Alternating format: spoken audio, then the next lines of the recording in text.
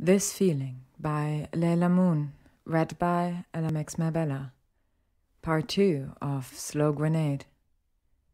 Hogwarts, years 4 to 6. Hermione Granger cannot wait to start her first year at Hogwarts, and when she meets Draco Malfoy on the express train, she's even more certain that life is finally going her way. Unfortunately, Hermione's journey is only beginning as she battles to fight prejudices, maintain relationships, stay alive, and most importantly, ensure she isn't expelled. Follow the highs and lows of Hermione and Draco's relationship as it develops from first year through to 8th. Year 4, Chapter 1. It was the summer before Hermione's 4th year at Hogwarts, and she was with Jenny at the Burrow. They were laid head to toe on Jenny's small bed, chatting about the holidays and what they were looking forward to most about going back to Hogwarts. When the redhead skillfully turned the conversation to boys, Hermione started to zone out and gaze around the bedroom. It was tiny but very cozy, and had an incredible view over the Weasleys' wild garden.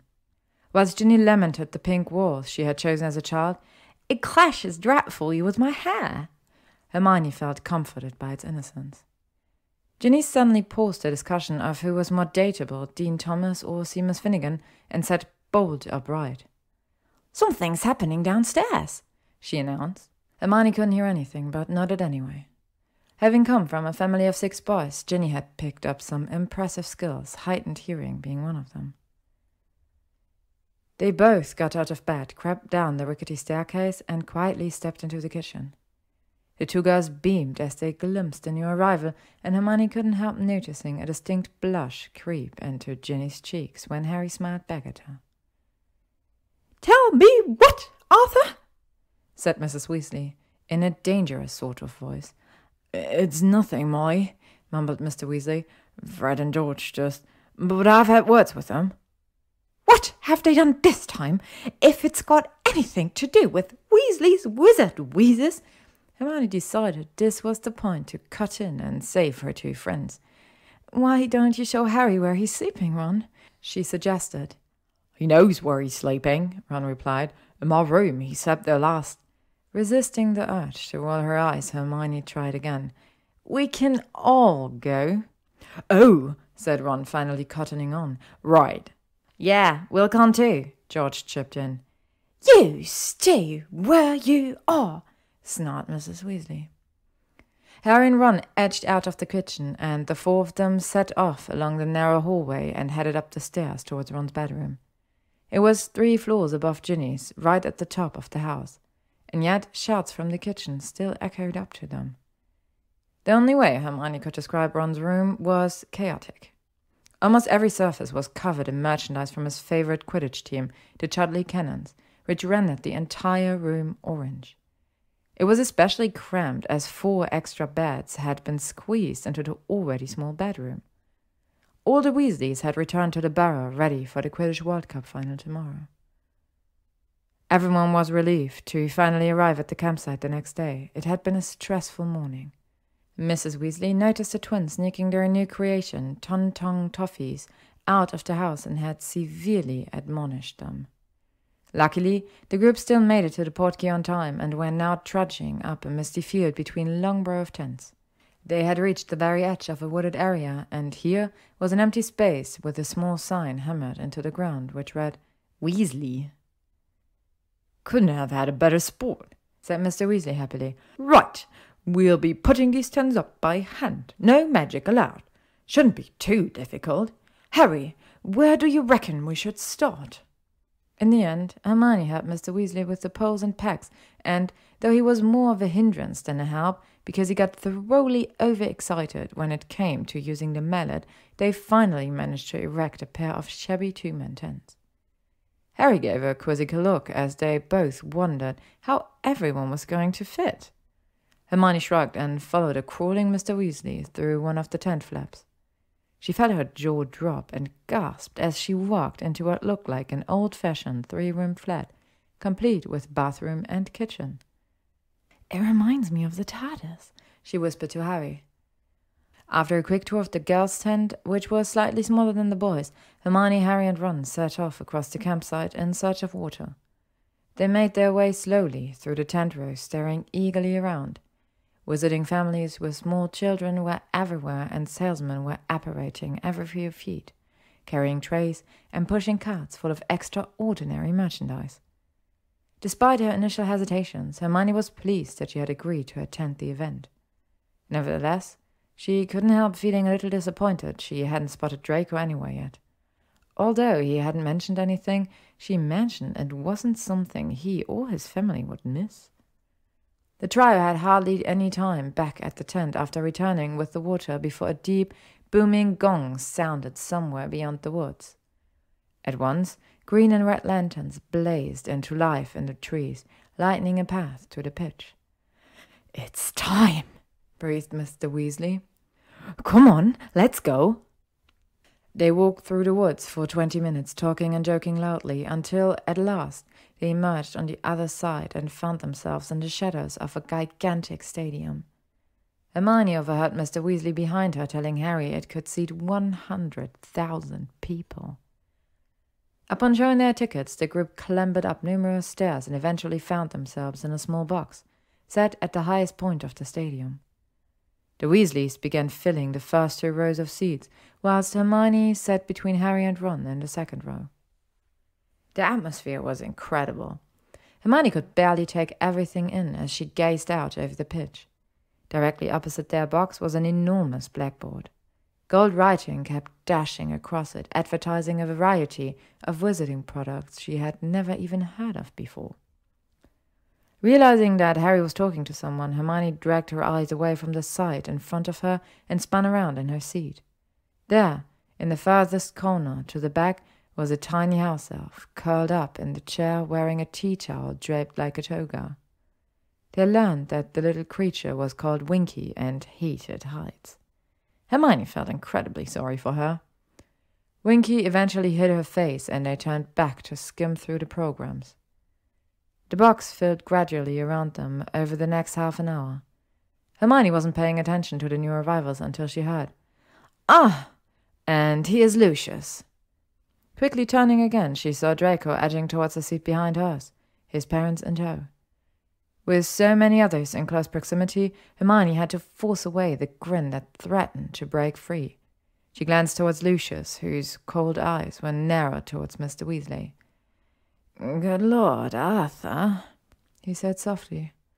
"What did you have to sell to get seats in the top box? Surely your house wouldn't have fetched this much." Lucius didn't wait for a response. He had already turned to glare at Hermione.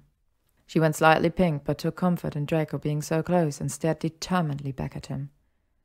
"Slimy git," Ron muttered, as he, Hermione, and Harry turned to face the pitch again. Next moment, Ludo Bagman had charged into the box. "Everyone ready?" he said, his round face gleaming. "Ready when you are, Ludo," replied Fudge. Whipping out his wand, Ludo directed it at his own throat. He said, "Zonoros," and then spoke over the roar of sound that was filling the packed stadium. His voice echoed over them, booming into every corner of the stands. "Ladies and gentlemen, welcome. Welcome to the final of the 422nd Quidditch World Cup." Hermione lay in her bunk that night, replaying every incredible moment of the match. She wasn't as enthralled as the others about all the different moves. A wonky what? But even she could appreciate the skill involved and dance-like quality with which the players moved. She was just drifting off to sleep when she heard Mr. Weasley shouting urgently for them all to get up. Hermione and Jenny shared a worried look and got quickly dressed. Stepping outside, they saw that not far from their tent was a crowd of wizards, tightly packed and moving together with wands pointing straight upwards. Their heads were hooded, their faces masked, and high above them floated 4 struggling figures that were being contorted into grotesque shapes. Hermione gasped as she realized they were muggles. On the advice of Mr. Weasley, she, Harry, and Ron rushed towards the woods and began to regroup when Ron swore behind them. "Tripped over a tree root," he said angrily, getting to his feet again. "Well, with feet that size, hard not to," a voice drawled from the shadows. Hermione knew who it was immediately and spun around. Draco was standing alone nearby them, leaning casually against the tree. He looked utterly relaxed to anyone who didn't know him as well as she did. Hermione could sense his anxiety by the tightness of his jaw and darkness in his eyes. "Hadn't you be hurrying along now? You wouldn't like her spotted, would you?" Draco nodded at Hermione, and at the same moment a blast like a bomb sounded from the campsite, and a flash of green light momentarily lit the trees around them. "What's that supposed to mean?" Hermione said defiantly. "Granger, they're after muggles," he replied, his eyes imploring her to understand. "Do you want to be showing off your knickers in midair? Because if you do, hang around. They're moving this way, and it would give us all a laugh." "Hermione's a witch," Harry snarled. Draco was really starting to lose his patience. Did these two morons not realize the danger that Hermione was in? He was so close to just pulling her into his arms and carrying her as far away as possible. Becoming desperate, he knew what he had to say next to get them moving. "Have it your own way, Potter," Draco spat. "If you think they can't spot a mudblood, stay where you are." Despite the pain he saw in her eyes, it was worth it to keep her safe. Chapter 2. Seated within the familiar confines of the Hogwarts Express, Hermione was finally starting to feel safe again. The events that had taken place after the Quidditch World Cup were frightening and had set everyone on edge. Hermione recalled the moment that she, Harry, and Ron heard a voice in the woods utter "Mos Modre," and witnessed the looks of fear etched into the Ministry wizard's face as they surrounded the trio just moments later. She was adamant that Winky had absolutely nothing to do with the conjuring of the Illuminous Skull, but no one would hear otherwise. Beginning to feel helpless again, Hermione was determined to claw back a semblance of control. Her current focus was going to be house elves and their rights. She was itching to get straight back into the library and start researching. Knowing Draco would be in there too filled her with equal parts excitement and nerves. They needed to have a conversation not only about the word he promised never to use in front of her again, but also his father. The Weasleys had talked at length about Death Eaters and their role as you-know-who supporters. Was Lucius Malfoy one of the hooded wizards using the Muggles as playthings? And what would it mean for Draco if you-know-who was able to return to his own body in full strength? Whilst Hermione prayed this would never happen, she couldn't shift the sense of foreboding that had lodged itself in her stomach. The Hogwarts Express eventually slowed down and came to a stop in the pitch-black darkness of Hogsmeade Station, finally bringing Hermione out from her reverie. As the train doors opened, there was a rumble of thunder overhead and rain began coming down thick and fast. 100 horseless carriages stood waiting, and Hermione, Harry, Ron, and Neville climbed gratefully into one of them. Through the gates flanked with statues of winged boars, and up the sweeping drive the carriages trundled, swaying dangerously in what was fast becoming a gale. Leaning against the window, Hermione could see Hogwarts coming nearer, its many lighted windows blurred and shimmering behind a thick curtain of rain. Lightning flashed across the sky as their carriage came to a halt before the great oak front doors. The great hall looked its usual splendid self, decorated for the start-of-term feast. Golden plates and goblets gleamed by the light of hundreds of floating candles. The 4 long house tables were packed with chattering students, and at the top of the hall, the staff sat along one side of a 5th table facing their pupils. Hermione was enthralled throughout the Sorting Hat song and then its subsequent decision-making. She caught Draco's eyes across the table as the feast appeared, and couldn't help but blush. He was looking incredibly handsome. Through the low lightning in the woods, alongside his unpleasant words, Hermione hadn't noticed the changes brought on by the summer holidays. How it was possible that Draco had gotten even taller, she wasn't sure. His hair was a little longer, and his white fringe fell perfectly to frame his face. Although Hermione had previously teased him about his sharp features, he had grown into them. She shivered slightly, wondering what it would feel like to run her fingers along his angular jaw. It was Dumbledore beginning his speech that meant Hermione finally pulled her eyes away from him. Chiding herself for being distracted by a boy of all things, she refocused. "It is also my painful duty to inform you that the Inter-House Quidditch Cup will not take place this year." Besides her, Harry gasped. "What?" Dumbledore continued. "This is due to an event that will be starting in October and continuing throughout the school year. It is my very great pleasure to inform you that the Triwizard Tournament will be taking place at Hogwarts this year." "You're joking," said Fred Weasley loudly. Nearly everyone laughed, and even Dumbledore chuckled appreciatively before carrying on to explain what the Triwizard Tournament involved and how to take part. Hermione almost sagged with relief when she heard that there would be an age restriction. She wasn't sure she could take another year of worrying about her friends. A few days later, as Hermione walked to meet Harry and Ron in the queue to enter the Great Hall for dinner, she overheard familiar voices arguing. Draco was flapping a copy of the Daily Prophet around while Harry had grabbed onto Ron's robes to stop him from launching himself at Draco. Hermione quickly jumped in to help restrain the redhead, and Harry smiled at her gratefully. "Good stuff, Malfoy," he said through gritted teeth. "Come on, Ron." "Oh, yeah, you were staying with him this summer, weren't you, Potter?" sneered Draco. "So tell me, is his mother really dead, Porky, or is it just the picture?" Hermione looked at him in shock. Even she was surprised at the harshness of his words. "You know your mother, Malfoy," Harry shot back. "That expression she's got, like she's got dung under her nose. Has she always looked like this, or is it just because you were with her?" Draco went slightly pink. "Don't you dare insult my mother, Potter." "Keep your fat mouth shut, then." Bang. Several people screamed, and Hermione watched a flash of red graze the side of Harry's face. He plunged his hand into his robes for his wand, but before it even touched it, there was a second loud bang, and the roar echoed through the entrance hall. "Oh, no, you don't, laddie!" Hermione, Harry, and Ron spun around.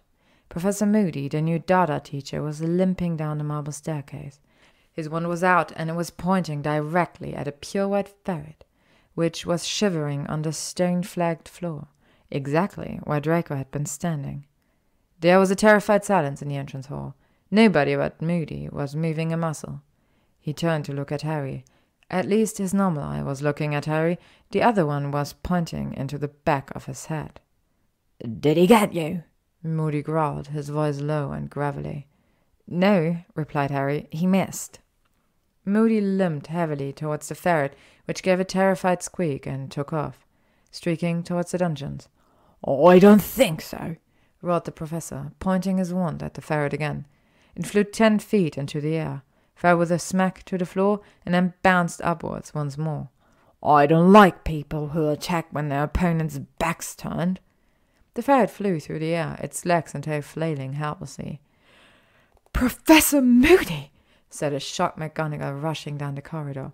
"Hello," he replied calmly, bouncing the ferret still higher. "What are you doing?" "Teaching." "Teach? Moody, is that a student?" shrieked Professor McGonagall. "Yep." "No!" she cried, now running, pulling out her own wand. A moment later, with a loud snapping noise, Draco had reappeared, lying in a heap on the floor with his sleek blonde hair all over his now brilliantly pink face. He got to his feet, wincing. Professor McGonagall and Moody exchanged stern words, whilst the students gathered around them exploded with laughter. Hermione could not believe what she had just witnessed. She couldn't see Draco anymore and really hoped he had gone to seek sanctuary in their library nook. Making an excuse to leave, Hermione slipped away. Chapter 3. Rounding the final library corner, Hermione found Draco sat gingerly in an armchair. Acting on an impulse, she leaned over him and started checking his body for bruises. "Merlin, Draco, are you okay?" she whispered. He flinched as she touched him, but shook his head. "I'm fine." "You're clearly not. Come on, we need to go and see Madame Pomfrey." "No, Granger, I don't want to," Draco said firmly. She sat on the arm of his chair, gripping her hands together to stop herself from running her hands through his hair. "That was awful," Hermione breathed. I can't believe he did that to you. He's a professor, for Godric's sake. You could have been seriously injured. Draco was angry. He wanted to take it out on someone. Granger, stop. If you're going to fuss, I might as well go to Pansy. Yes, right, she replied and moved to the seat opposite. So, why were you goading Ron this time? I knew it. It's always my fault, isn't it? Did I deserve what I got? I'm surprised you're even talking to me after what I called you at the World Cup. There was a pause. Hermione tilted her head. What is this really about, Draco? He scowled and remained silent. Eventually Hermione padded back over to him and sat on the arm of his chair again. To both of their surprise, Draco pulled her onto his lap and buried his head in her neck. She sat awkwardly for a moment before leaning into his chest. My father was one of the Death Eaters torturing muggles after the Quidditch World Cup. I wondered whether that might be the case. Draco sighed. All summer he's been having these meetings with other people I can only assume must also be Death Eaters. He asked me to join them sometimes. Luckily, I had a plausible excuse each time. But what happens when I don't? What happens when I'm expected to be there? Why don't I get a fucking choice? Hermione wished she knew what to say to make it better, but she couldn't think of anything. So she just pushed her body closer to him and he tightened his arms around her. So, when Moody did that to me, I just thought, here it goes again, yet another aspect of my life I have no control over. And will there be any retribution for it? I doubt it. No one gives a crap about me. Just imagine if a teacher did that to Saint Potter. They'd probably be in Azkaban by now. Draco, Hermione breathed. I care. I care about all of those things. I care about you. He rested his forehead against hers. Maybe, but who am I to you really in the scheme of things? You've got Potter and Weasley. Draco's warm breath tickled her cheek. She could smell peppermint. Hermione wanted to show him how much he meant to her. That yes, Harry and Ron were her friends, but Draco was more than that. She glanced down at his lips, and her heart pounded so hard she was sure he could feel it. She swallowed, unable to summon her Gryffindor courage. You're my best friend, Draco. He leaned back, the moment lost. Yeah, okay. Draco sought for a change of subject. What's in the box? Hermione recovered quickly. Leaving the safety of his lap, she stood up and sat again in the chair opposite, lifting the aforementioned box from her satchel. She took off the lid and showed him the contents. Inside were about 50 badges, all of different colors, but all bearing the same letter. S-P-E-W. Spoo? He asked, picking up a badge. What's this about? Not Spoo, Hermione replied primly. It's S-P-E-W, the Society for the Promotion of Elfish Welfare. I've not heard of that before. No, well, you wouldn't have. I've only just started it. Draco frowned. How many members do you have? Well, if you join, 2. Hermione brandished a sheaf of parchment at him. I've been researching it thoroughly. Elf enslavement goes back centuries. I can't believe no one's done anything before now. You know they like the way things are. After Potter wrongly freed Dobby, our other elves were in uproar about it. She narrowed her eyes, but chose not to broach the Malfoy elves just yet. Recalling Draco's earlier comments, she said, Don't they deserve a choice? He glowered. Are you sure you weren't meant to be in Slytherin? 2 sickles to join, that buys a badge, and the proceeds can fund our leaflet campaign. It was Friday, the 30th of October, and delegations from Beauxbaton and Durmstrang were due to be arriving at Hogwarts for the Triwizard Tournament at any moment. The evening was cold and clear. Dusk had almost fallen, and the pale, transparent-looking moon was already shining over the Forbidden Forest. Hermione was standing between Harry and Ron, shivering in anticipation for the new arrivals. Nearly 6, said Ron, checking his watch and then staring down the drive which led to the front of the gate. How do you reckon they're coming? The train? I doubt it, Hermione replied.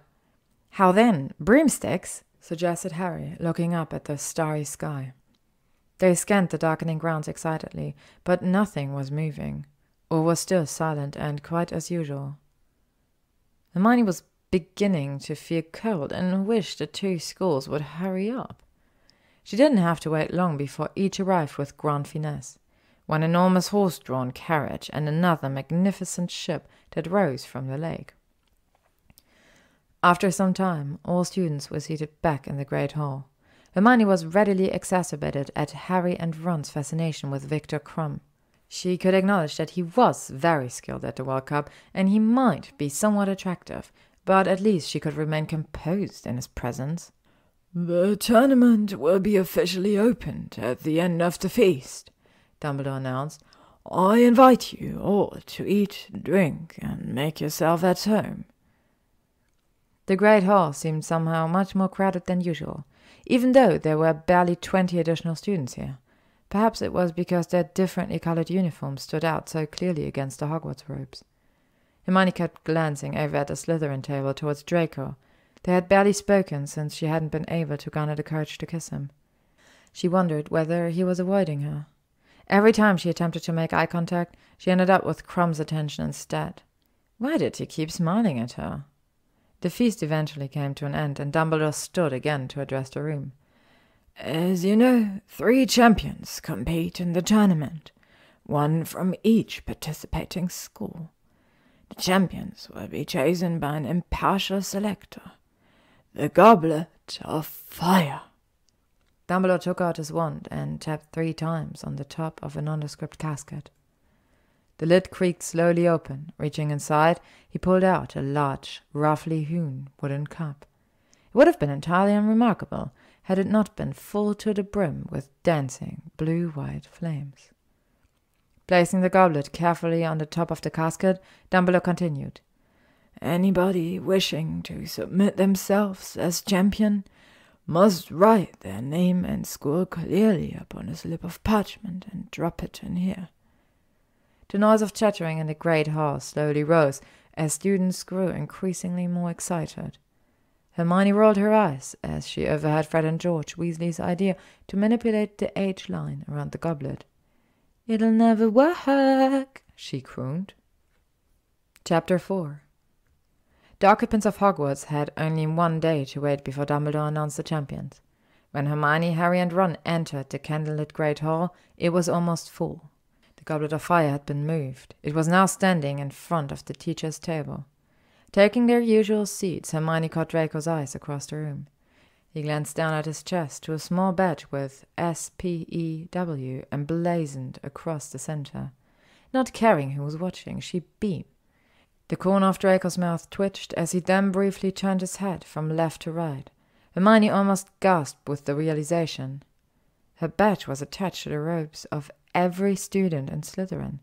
She tilted her head, wondering how he had managed such a feat. "Hermione?" Ron elbowed her gently. "You okay?" "Oh, yeah," she paused, suddenly thinking. "Hey, can you see the badges all the Slytherins are wearing?" He peered over and said derisively, "We already know they're all snakes. Why do they need a badge to prove it?" Draco's eyes glittered mischievously as he caught the moment she understood. He had enchanted the badgers to look like snakes to anyone but them. It really was quite an impressive display of charm work, if he did say so himself. Pansy Parkinson noticed Hermione looking over, and shifting closer to Draco, she puffed out her chest, delighted with the badge he had gifted her. Hermione couldn't help but snort with laughter as she took in the image of Pansy, sporting elfish welfare attire. Even Draco was struggling to keep a straight face. Suddenly, almost all noise ceased and had spun to the front of the hall. Dumbledore got slowly to his feet and gazed around the students, smiling genially. "Well, the goblet is almost ready to make its decision," he said. "I estimate that it requires 1 more minute. Now, when the champions' names are called, I would ask them to please come up to the top of the hall, walk along the staff table, and go through into the next chamber." He indicated the door behind the staff table, "where they will be receiving their first instructions." He took out his wand and gave a great sweeping wave with it. At once, all the candles dimmed. The goblet of fire now shone more brightly than anything in the room, the sparkling, bright, bluey whiteness of the flames almost painful on the eyes. The flames inside the goblet turned suddenly red again. Sparks began to fly from it. Next moment, a tongue of flame shot into the air. A charred piece of parchment fluttered out from it. The whole room gasped. Dumbledore caught the piece of parchment and held it at arm's length, so that he could read it by the light of the flames, which had turned back to blue-white. "The champion for Durmstrang," he read in a strong, clear voice, "will be Viktor Krum." A storm of applause and cheering erupted across the hall.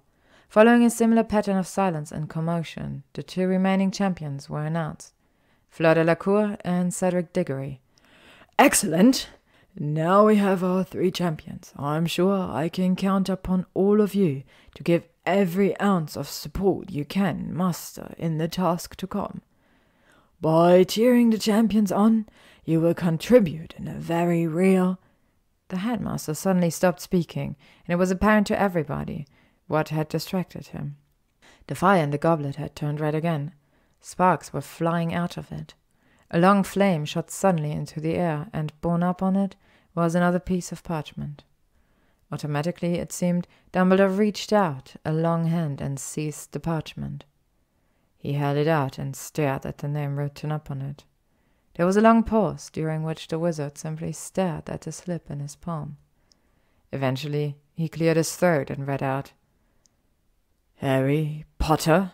Hermione was aware that every head in the great hall had turned to look at Harry. There was no applause. A buzzing as though of angry bees was starting to fill the room, some students standing up to get a better look at him as he sat frozen in his seat.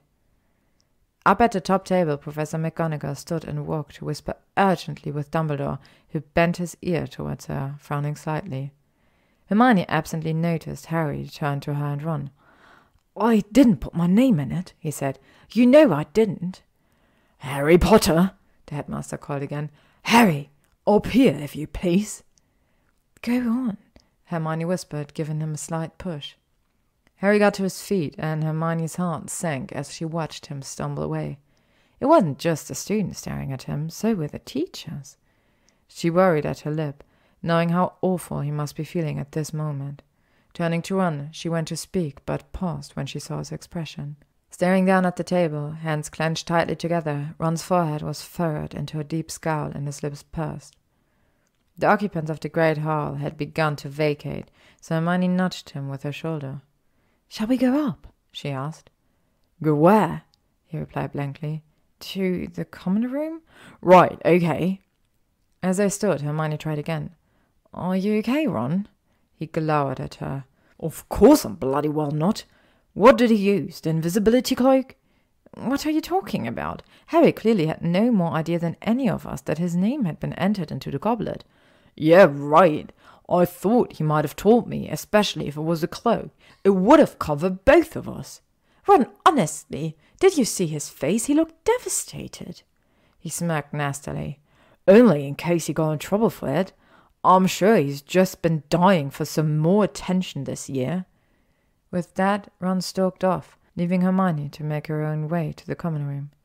He was nowhere to be found when she pushed through the portrait hole, so she went up to bed, determined to sort out this mess in the morning.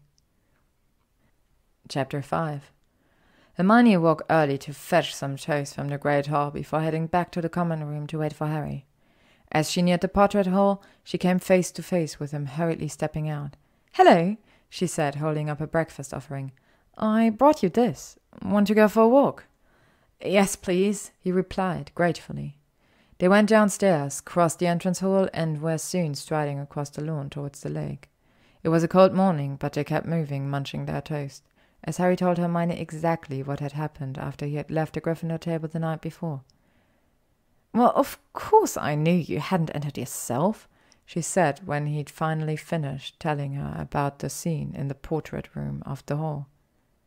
"As I told Ron, the look on your face when Dumbledore read out your name. But the question is, who did put it in? Moody's right, Harry. I don't think any student could have done it. they'd never be able to fool the goblet or get over Dumbledore's age line. "Have you seen Ron this morning?" Harry asked abruptly. Hermione hesitated. Yes, he was at breakfast." "Does he still think I entered myself?" "Well, no, I don't think so," she said awkwardly. "Not really." "What's that supposed to mean, not really?" "Oh, Harry, isn't it obvious? He's jealous." "Jealous?" Harry cried. "Jealous of what? He wants to make a prat of himself in front of the whole school, does he?" "Look," said Hermione patiently, "it's always you who gets all the attention. You know it is. I know it's not your fault," she added quickly, seeing Harry open his mouth furiously.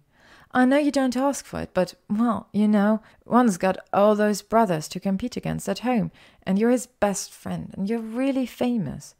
He's always shunted to one side whenever people see you, and he puts up with it, and he never mentions it, but I suppose this is just one time too many." "Great," said Harry bitterly. "Really great. Tell him from me I'll swap any time he wants. Tell him he's welcome to it. People gulping at my forehead everywhere I go. I'm not telling him anything. Tell him yourself. It's the only way to sort it." "No, I'm not running after him, trying to make him grow up." Hermione sighed, but she understood where Harry was coming from. It really wasn't fair for Ron to blame him, but she knew from first-hand experience how stubborn they both could be. As time went on, Hermione became even more keenly aware of how difficult things were for Harry since the announcement. The Hufflepuffs, who were usually on excellent terms with the Gryffindors, had turned remarkably cold towards the whole lot of them. Under normal circumstances, she and Harry would be looking forward to seeing Hagrid in Care of Magical Creatures, but unfortunately, they still had this class with the Slytherins. Hermione knew that Draco would have been devising ways to taunt Harry, and she was too tired to deal with it. Since Harry had been named a champion, she had had to sit between him and Ron in every lesson. Although they both answered her normally, they avoided making eye contact with each other, and their conversation was very forced. Predictably, Draco sauntered over to the three of them. Hermione noticed his carefully positioned sneer. "Ah, look, boys, it's the champion," he said to Crabbe and Goyle the moment he got within earshot of Harry. "Are you scared you might lose the prestigious title of Boy Who Lived if you don't continually fling yourself into life-threatening situations, Potter?" Fortunately, Draco had to stop there because Hagrid emerged from the back of his cabin. Hermione sighed with relief. Hermione sat herself in their nook a few evenings later. She was trying not to feel hurt, but it wasn't really working. Harry had confided in her that the past few days had been his worst at Hogwarts. He was feeling lonely and ostracized. From her own past experience, Hermione understood this. What she found difficult was Harry's insistence that Ron had to be by his side in order to cope. Throughout the whole ordeal, she had tried her best to support and distract him, but apparently that wasn't enough. "You're right, Granger," said Draco, strolling over. She shrugged. No one had asked her this question for quite some time. It caused tears to begin welling up behind her eyes. "Hermione," he said more gently this time, sitting next to her. Everything spilled out quickly. "They've ignored me for weeks at a time, but I don't think they ever felt so lonely because of it. So Harry feels lonely without Ron, but doesn't care when I'm not there, or actually still feels lonely when I am there." "I'm sorry," Draco said, reaching out for her. "You know I don't like them, but there's no excuse for the way they treat you sometimes." Hermione laced her fingers through his and gazed down at their entwined hands, surprised at how normal it felt. "Do you feel the same as Harry and Ron? Does it matter to you whether I'm around or not?" she asked. The butterflies in Draco's stomach began to waltz. "Of course it does. There's nothing I want more than to be with you." Her heart leapt into her throat. They'd never spoken like this before. "Really?" "Yes, Hermione. Sometimes I wonder whether they just see you as a constant. They always assume you're going to be there. For me, well, I don't take you for granted. Every moment I spend with you, it's important." They looked at each other. For the second time, she wished for the strength to lean in closer. Their lips were just centimeters apart, but it felt like miles. Instead, she changed the subject. Putting her hands on her hips in mock annoyance, she said, "So, what happened to my badgers, Malfoy?" "Oh, yeah, Potter stinks," he chuckled. "He deserves it." She rolled her eyes and huffed. "Impressive charm work, though, right?" Draco said, smiling proudly. Hermione couldn't help but laugh. 5 points to Slytherin. Chapter 6. Hermione was torn between either killing Draco Malfoy or finally kissing him. The Gryffindors and Slytherins had been waiting outside Snape's dungeons when he and Harry began drawing their wand at each other. "Go on then, Potter," Draco said quietly. "Moody's not here to look after you now. Do it, if you've got the guts." For a split second, they looked into each other's eyes, and then, at exactly the same time, both acted. "For Ranunculus!" Harry yelled. "Then Zorgo!" screamed Draco. Jets of light shot from both wands hit each other in mid-air and ricocheted off at angles. Harry hit Goyle in the face, and Draco's hit Hermione. Goyle bellowed and put his hands to his nose, where great ugly boils were springing up. Hermione, whimpering in panic, clutched her mouth. Thus, here she was, yet again in the hospital wing. Draco's spell had caused her front teeth to grow at an alarming rate. After Snape's derogatory comments, she had raced immediately to Madame Pomfrey.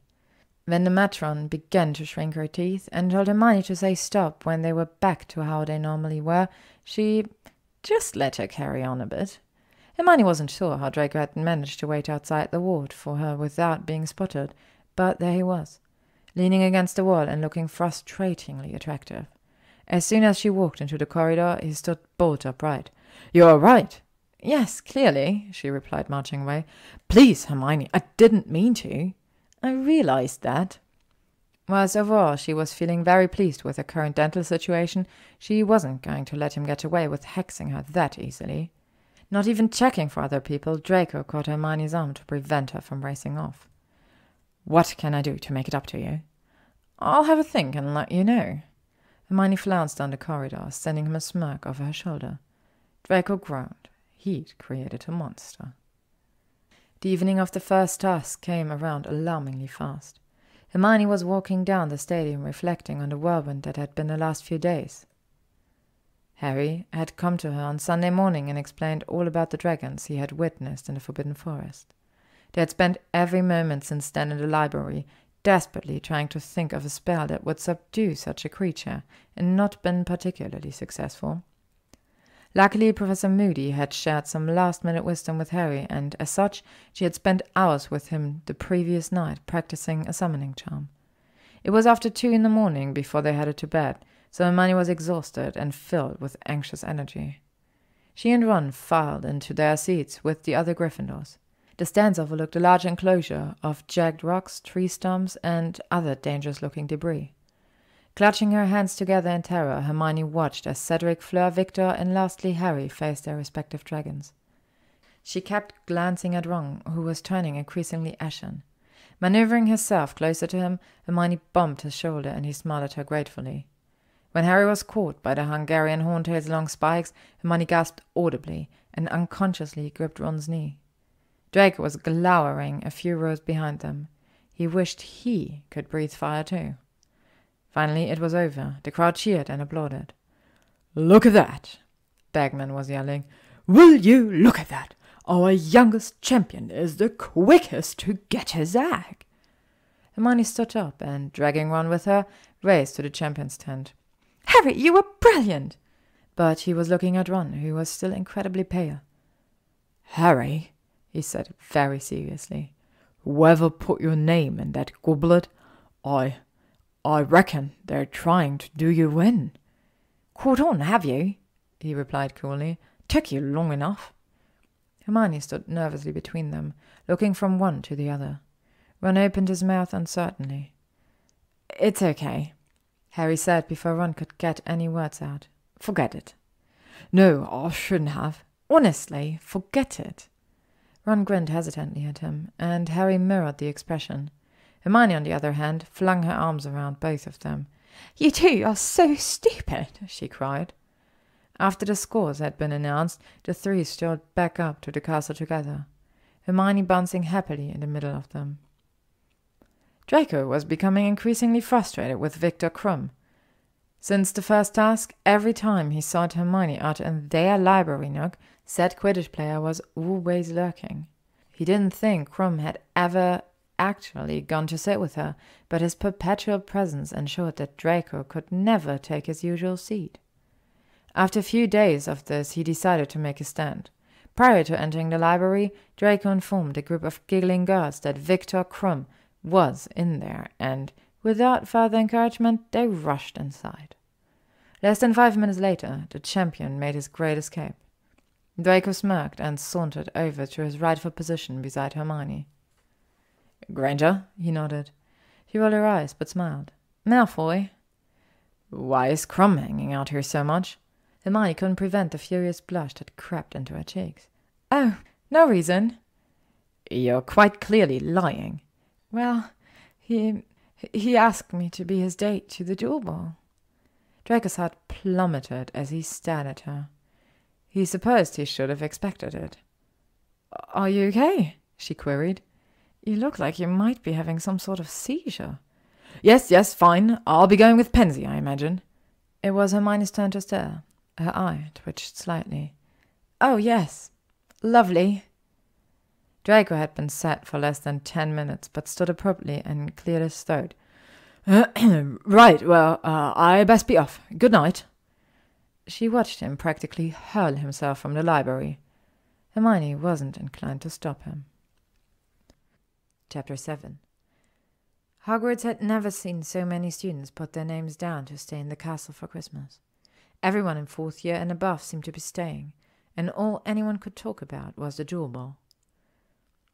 Hermione adored the decorations that had been erected for the occasion. They were by far the most incredible she had yet seen inside the school. Everlasting icicles had been attached to the banister of the marble staircase. The usual 12 Christmas trees in the Great Hall were bedecked with everything from luminous holy berries to real hooting golden owls, and the suit of armors had all been bewitched to sing carols whenever anyone passed them. It was less than a week before the ball, and Hermione was climbing through the portrait hall to the Gryffindor common room. She smiled, finding Ginny crying with laughter on one of the huge sofas. "What's going on?" Through tears of hysteria, Ginny gasped, "Oh, they wrong asking Fleur to the ball in front of everyone." Hermione's eyes widened in surprise. "What happened?" "She said no, of course," Ron muttered, head in his hands. "Cho said no to me too, mate," Harry told his friend. Hermione briefly glanced at Ginny, sympathy in her eyes, as the redhead abruptly stopped laughing. "This is mad," said Ron. "We're the only ones left, and you haven't got anyone, well, except Neville. We heard he asked you, Hermione, but you turned him down because you're going with someone else." "Yes, I am," she replied stiffly. "No, you're not," Ron continued, completely oblivious to the uncomfortable atmosphere settling over the group. "You just sat there to get rid of Neville." "Oh, did I?" said Hermione, her eyes flashing dangerously. "What makes you think that, Ronald?" He ignored her. "Oh, come on. We need partners. We're going to look really stupid if we haven't got any. Everyone has." "I've already told you I'm going with someone," she said icily and strode off towards the girls' dormitories. Heading up the stairs and into the cozy bedroom, Hermione lay heavily on her 4-poster and sighed frustratedly. Although she didn't appreciate her image as someone entirely lacking feminine wiles, she wasn't actually annoyed at Ron.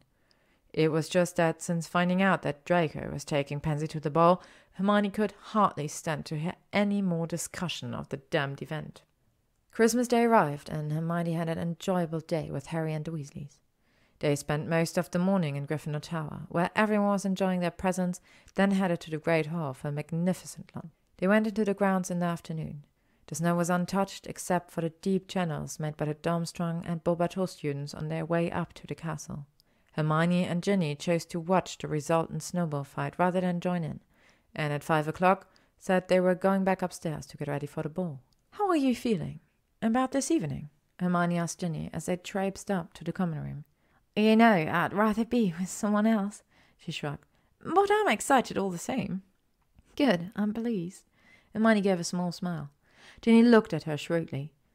"You'd rather have a different date too, wouldn't you?" Not for the first time in her life, Hermione cursed a red blush that she could never prevent staining her cheeks. Luckily, they had reached the portrait hall, and she pushed forcefully through it, ignoring Ginny's question. "You don't have to tell me, but I'm here if you ever do. Thanks, Gin. There were no opportunities for Ginny to press her further as the Gryffindor girls feverishly prepared for the evening. Hermione was not usually one for spending hours getting dolled up, but was pleased to have an outlet for her nervous energy. Ginny spent a significant period of time charming Hermione's hair to fall sleekly below her shoulders before twisting it up into an elegant knot at the back of her head.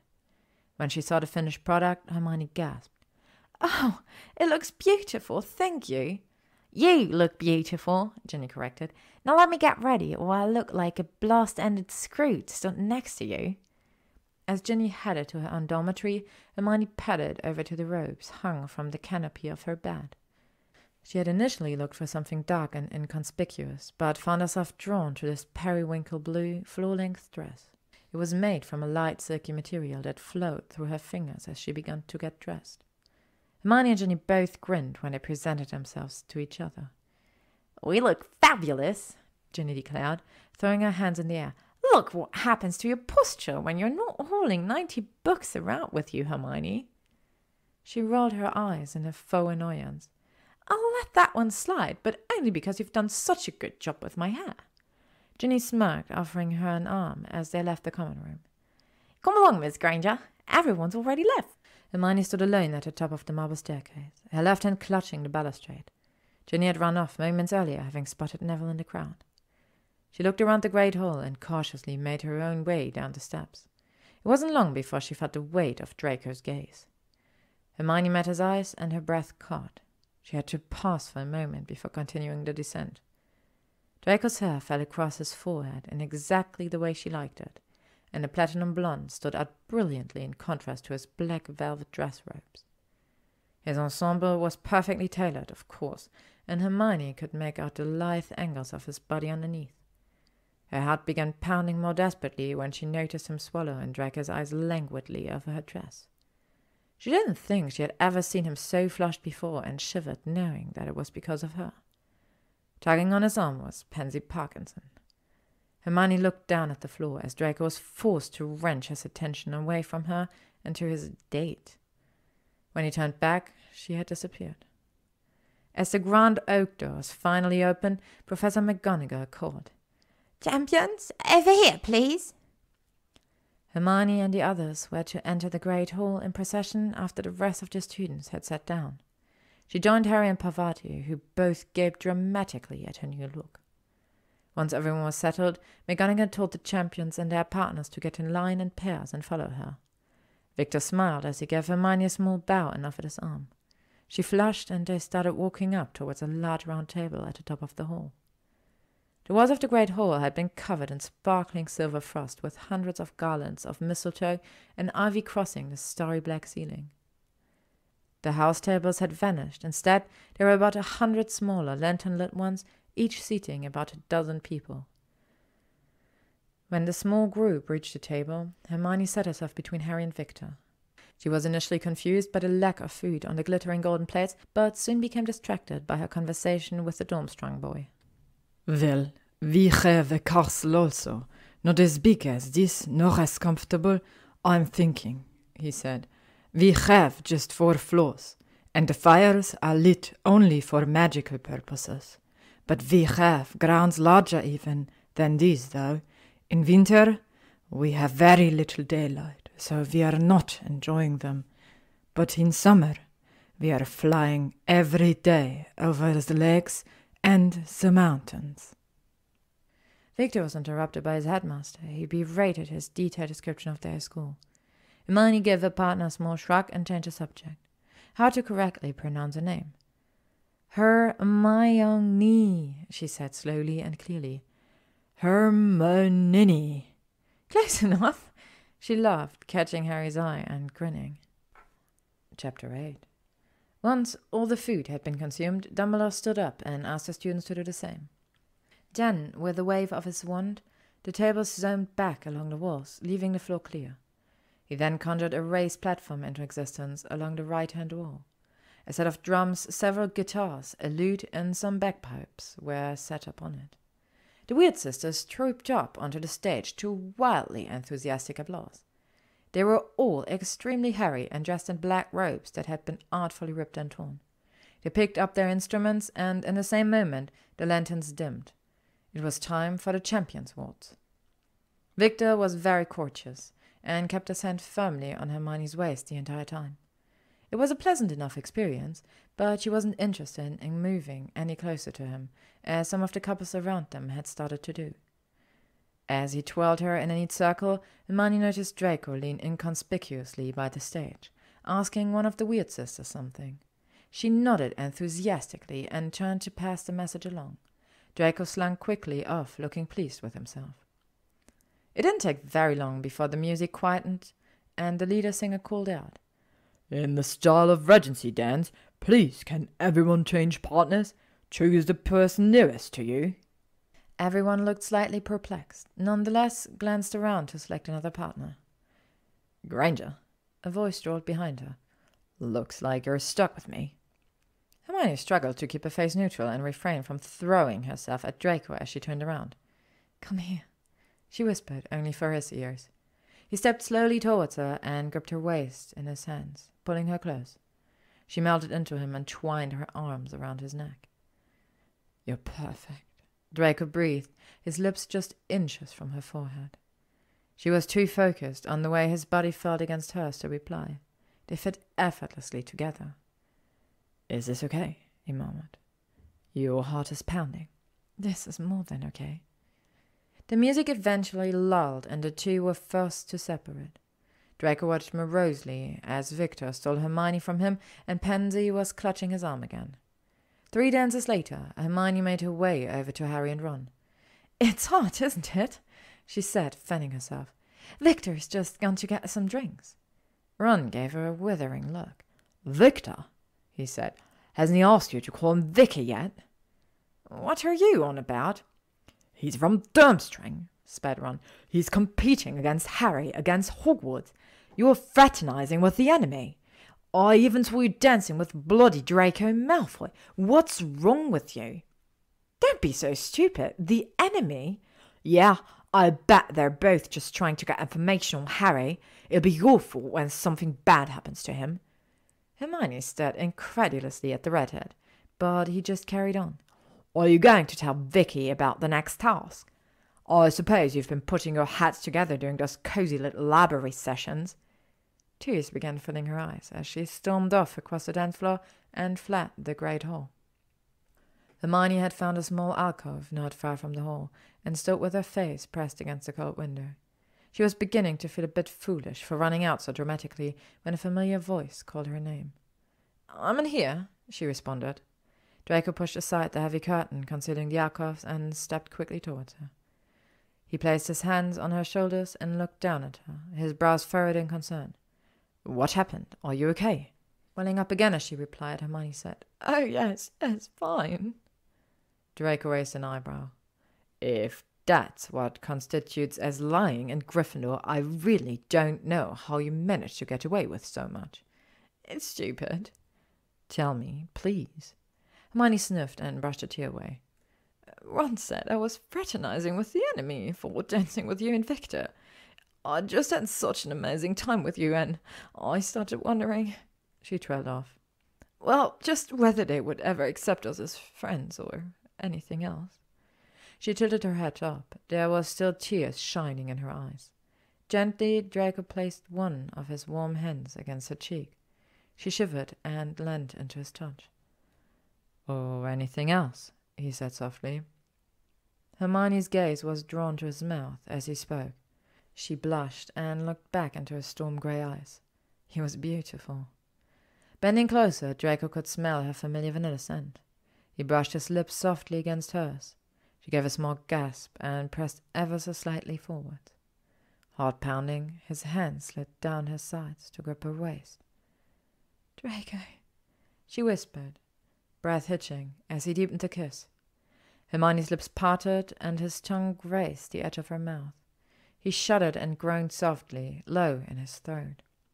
Her whole body tingled, relishing the feeling of him pressed against her as she melted into his form. Suddenly, there were footsteps echoing in the corridor, and they both stilled.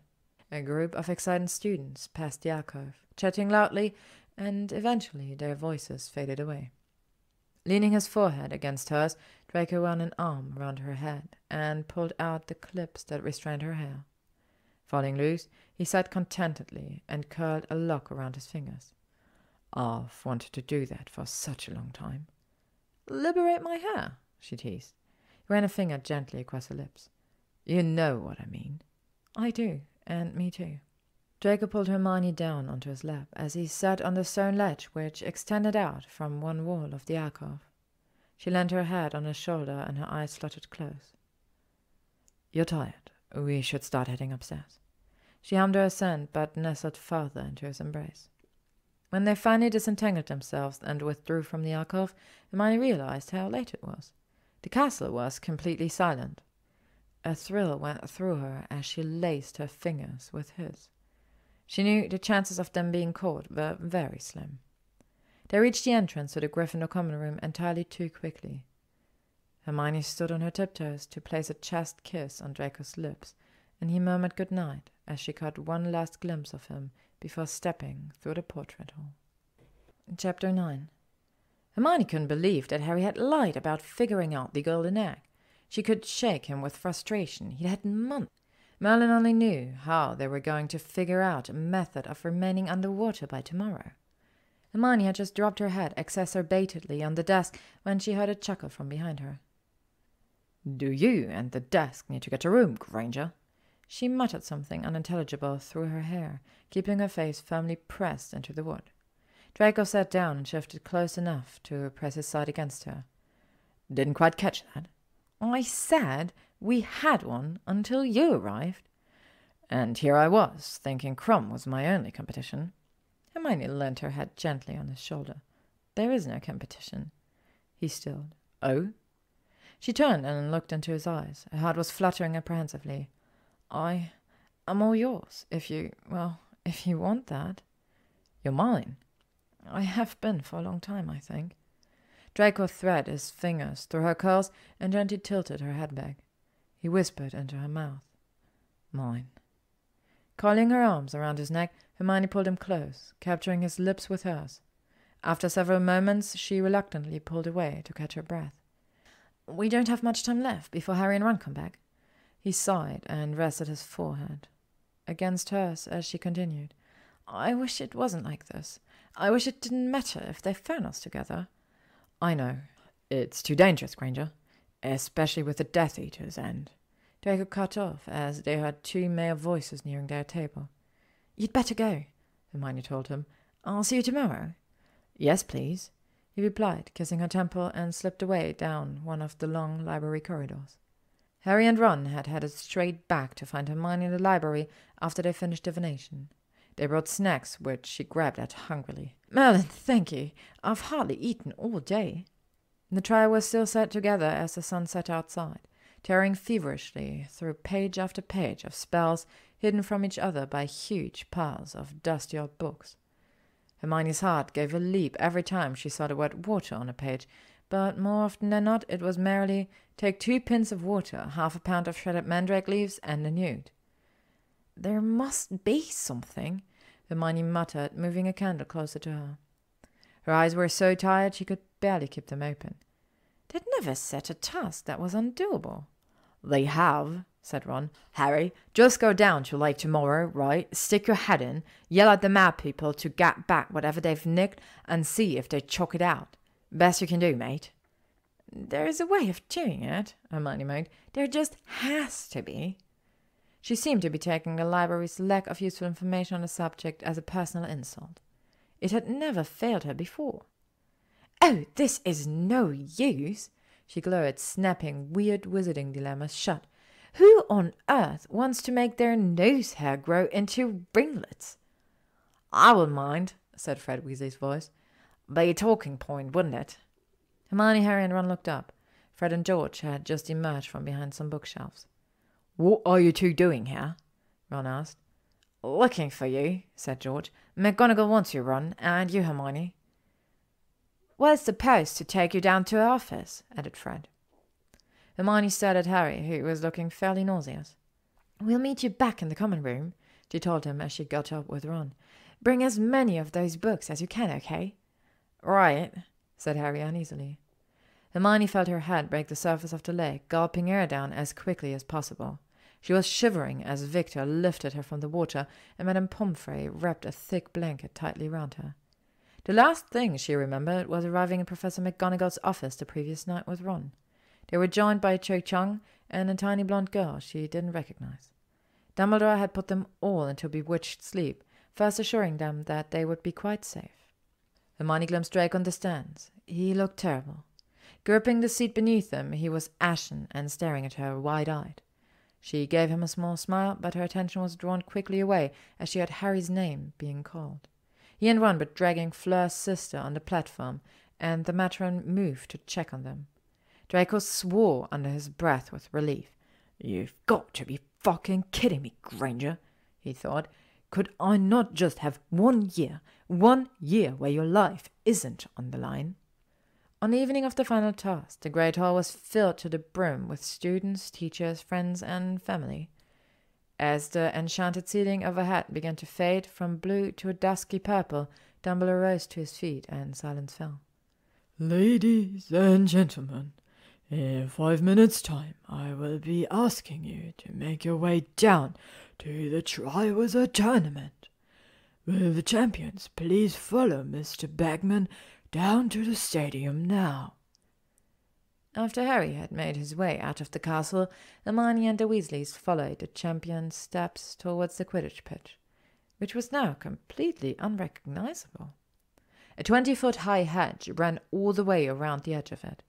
As they took their seats, Hermione could see the maze entrance, which looked dark and creepy.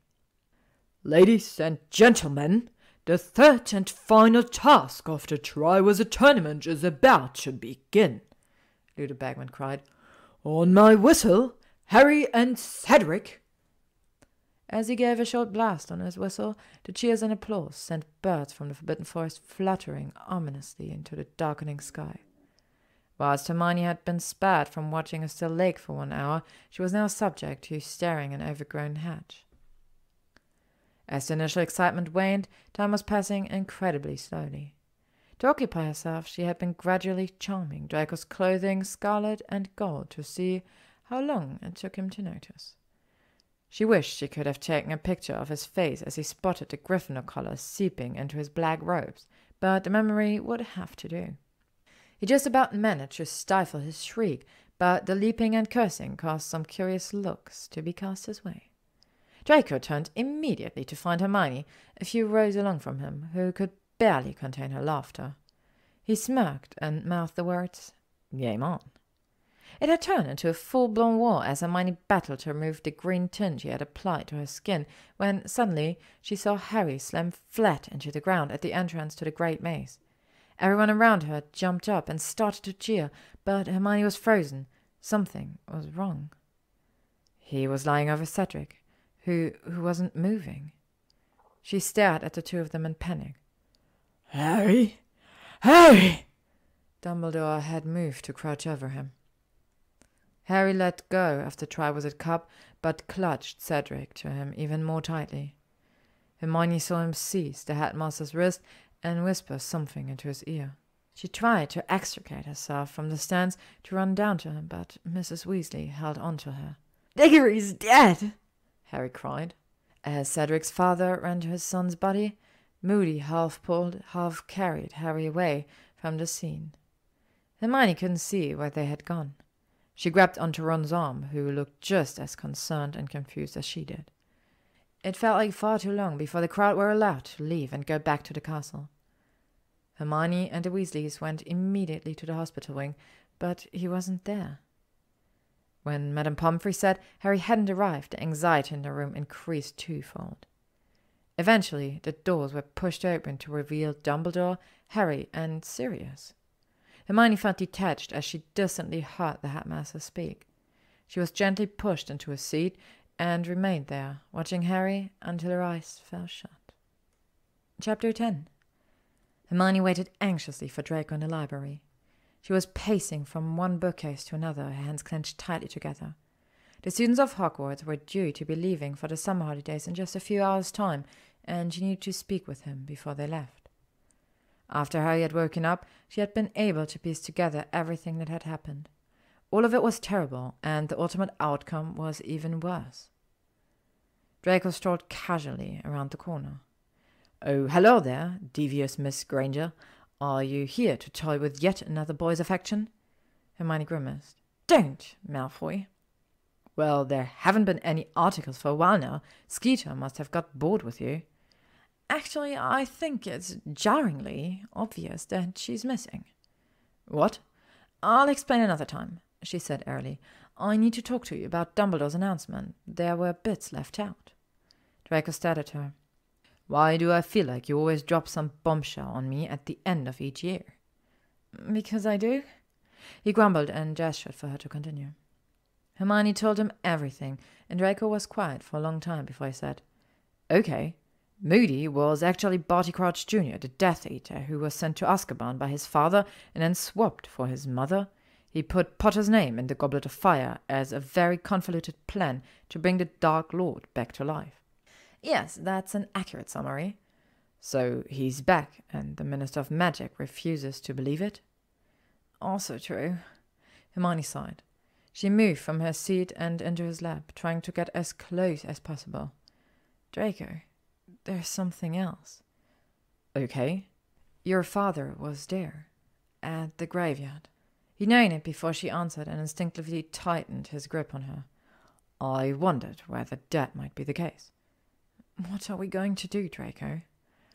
"As long as no one finds out about us, you'll be okay. I've told you before that I'll always keep you safe." "And what about you? What happens to you?" He didn't know the answer to that. The meetings his father had been holding would likely increase. Draco would have to make sure that nobody suspected his allegiances no longer aligned with his family's. It was unlikely to be a carefree summer.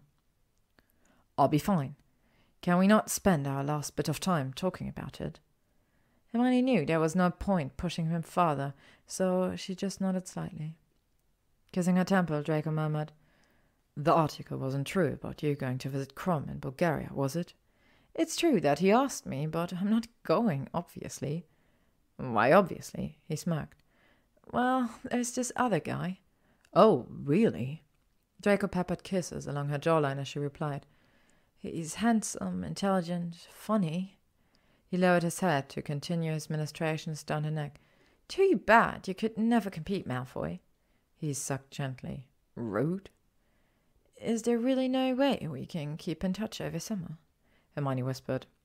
"I know it's going to be even harder than normal, but with everything going on, it's especially important that we don't risk it." Her brow furrowed in thought. "I could send you an L under a different name. Do you think that would work?" "It might, but only once." He knew he was being selfish. He should say not at all, but he couldn't face an entire summer away from her. "We need to start moving. It's not long before the express arrives." "I'm going to miss you so much." "Hermione." She tasted the sound of her name on his lips and kissed him desperately, as if it might be the last time. Raking her fingers through his hair, she clung to him. Draco groaned, and she pressed her tongue into his mouth. His hands began to roam underneath her shirt, hesitantly stroking bare skin by the waistband of her skirt. She stilled. "Sorry," he breathed. No, it's not that. But you're right. We do have to go." Cursing under his breath, he gave her one final kiss before they stood up and prepared to leave the safe space they had created together. Chapter 11. 5th year, here we come. Hermione's heart was pounding as she and Ron walked quietly towards the prefect carriage on the Hogwarts Express. She didn't know whether Draco would be in there, but considered it a likely possibility. She had said that she would send an owl over the summer, but that hadn't happened. Every time she tried to put pen to parchment, her words would dry up. There was hardly anything she could tell him without lying. What if the letters were intercepted by someone at the manor? And if any of the Order knew she was writing to a Malfoy, let alone giving information about what was going on, would they think her a spy? That thought made her chest feel hollow. It was the first time she truly allowed herself to acknowledge the gaping distance between her own ideologies and those of Draco's family. Her course and theirs were in direct opposition to each other. The two had, of course, always known this, but it had felt somewhat academic in nature. Now, with Voldemort on the rise, the reality was inescapable. Hermione attempted to school her features into a neutral expression as Ron slid open the compartment door. It was lucky that she had, because her eyes were immediately drawn to a shock of blonde hair. Draco was sat stiffly next to Pansy Parkinson, who leant against his shoulder. Hermione bit her cheeks to keep from hexing the girl and quickly pulled Ron into a seat that meant she wouldn't have to look at them. The new head boy and girl were two 7th students. The new head boy and girl were two 7th-year students she had not heard of before, Mitchell Coyle and Nicole Sterling. They gave their congratulations and some general advice for the upcoming year before passing around the evening patrol schedules. "Oh, fantastic," Ron muttered scathingly. "Malfoy appears next to Weasley 4-2 regularly." Hermione glanced at his piece of parchment and, attempting nonchalance, said, "I don't mind swapping if you want." "Why would you do that?" "Ronald, out of the two of us, who has a better check on their anger?" He scowled and muttered something along the lines of, "You slept, Malfoy." "Do you want me to switch with you or not?" "Yes, please. Hermione, you're the best." "What was that?" Hermione demanded as she stalked towards Draco in the library. It was the day after the sorting hat had given its warning, and she was starting to wonder if she had been wrong to tell Ron she had better control over her anger than he did. "What was what?" Draco replied, sounding equally as annoyed. "Oh, I don't know. Parkinson." "What was I supposed to do? Shove her off me?" "Yes, Draco, that's exactly what you should have done." He glowered at her. "Like you weren't holding on to Weasley and whispering sweet nothings in each other's ears." Hermione looked at him incredulously, so he continued, "Oh, Hermione, you're the best." She shuddered at the new nickname Ron had recently selected for her. "Don't be ridiculous. We're just friends, and I'll have you know he was saying that because I offered to swap with him to be on patrol with you." "Well," he sputtered, "you didn't have to sit so close to him." "At least his hat wasn't resting on my shoulder." They glared silently at each other. Hermione was surprised that it was Draco who broke first. He seemed subdued as he ran a hand through his hair and murmured, "Why didn't you write to me?" "Oh," she said, looking at him sadly. "I didn't know what to say. If my letter had fallen into the wrong hands." He sighed. "That was probably the right decision. We shouldn't have even thought about risking it." "I missed you every day." Draco looked at her properly for the first time and his eyes blazed.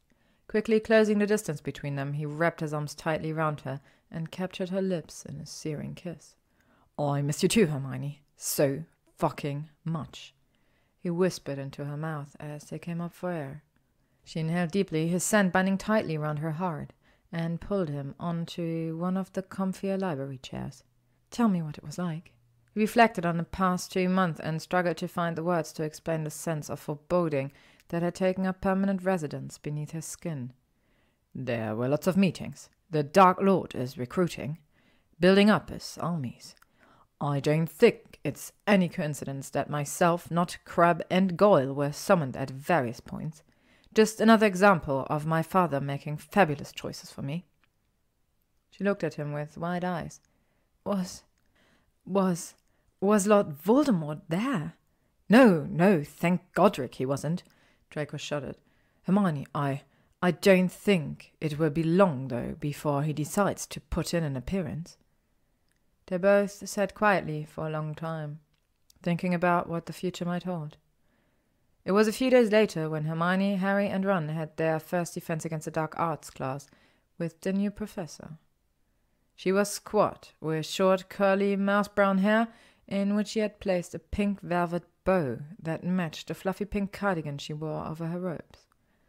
After Professor Umbridge introduced herself, Hermione could already tell she was going to be a close second to her Dada teacher. It was the first class in which she had ever confronted a teacher, and she had found it surprisingly exhilarating. Draco, however, had not been impressed, and kept shooting her exacerbated looks. Unfortunately, as the rest of the class joined in the discussion, Harry had eventually lost his tether. All the anger that had been bubbling up in him since the final try was a task exploded, and he shocked both the professor and the students with his words. Despite the warning looks she gave him, Harry continued and eventually received a week of detentions and a conversation with Professor McGonagall. Hermione supposed it could have been worse. Chapter 12. Whilst it was a rare occurrence, Hermione Granger did not like being wrong. And yet, here she was, forced to stand corrected. Harry's punishment from Umbridge could probably not have been worse. Suspicious, she had grabbed his forearm over dinner one evening and pulled back his sleeve. Carved into his skin, as though traced there by a scalpel, were 5 inflamed red words. Hermione stared and, feeling sick, released him. "I thought you said she was just giving you lines." Harry hesitated, but told her the truth about the hours he had been spending in Umbridge's office. "That old toad!" she cried. "This is completely wrong. You have to go and say something to Professor McGonagall, Harry." "No," he said at once. "I'm not giving her the satisfaction of knowing she's got to me." "Got to you? You can't let her get away with this." Harry shook his head. "We don't know how much power McGonagall actually got over her, do we?" "Dumbledore, then tell Dumbledore." "No," he replied empathetically. Hermione was surprised at his flat refusal. She wasn't sure what could have happened to cause Harry not to want to seek support from the headmaster. "Why not?" she asked. "He's got enough on his mind," he said. "I have to go. I'll see you both later." She watched him go before turning to look worriedly at Ron. He shrugged, not knowing what to do either. Things continued to go from bad to worse after Umbridge was made High Inquisitor and given the power to inspect other teachers. Hermione had just stormed out of the data classroom, rage clouding her vision. She didn't realize, therefore, that someone was walking very closely behind her. "Granger," Draco muttered. "Second classroom on the left. Go in there." He didn't witness her impressive scowl as he glanced briefly around the corridor before slipping in behind her. She was breathing fast, and her eyes were very bright. "I can't believe this! It's outrageous!" "You have to stop goading Umbridge, Hermione," Draco implored. "Based on what I've heard, she is not someone you want to mess with." "What? I had read the whole book, and I did disagree with the author. I was perfectly within my right to seek a discussion with her." Not for the first time, Draco wondered what it might be like to have an easy life. He tried a different tact. "Not that I'm disagreeable to Potter receiving numerous detentions. I'm surprised that you would wish that upon him." "It's not my fault." "Well, you didn't help matters." "And what about you, Draco? Why were you criticizing Hagrid to her earlier?" She glowered. "I thought we'd gotten past the Buckbeak issue." "I was doing it for you. I could see your expression and knew you were moments away from provoking her again." Hermione sighed and said in a small voice, "She's just such an awful woman. We have to do something about her." "Poison?" Draco replied, hopefully. "If only. No, I mean something about what a dreadful teacher she is, and how we're not going to learn any defense from her at all." "There's nothing we can do."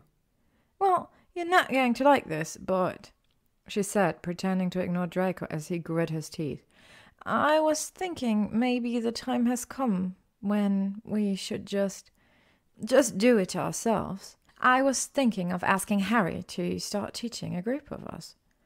"You can't be serious." "Why not? He could show us different spells and correct us if we're going wrong." Draco looked at her incredulously.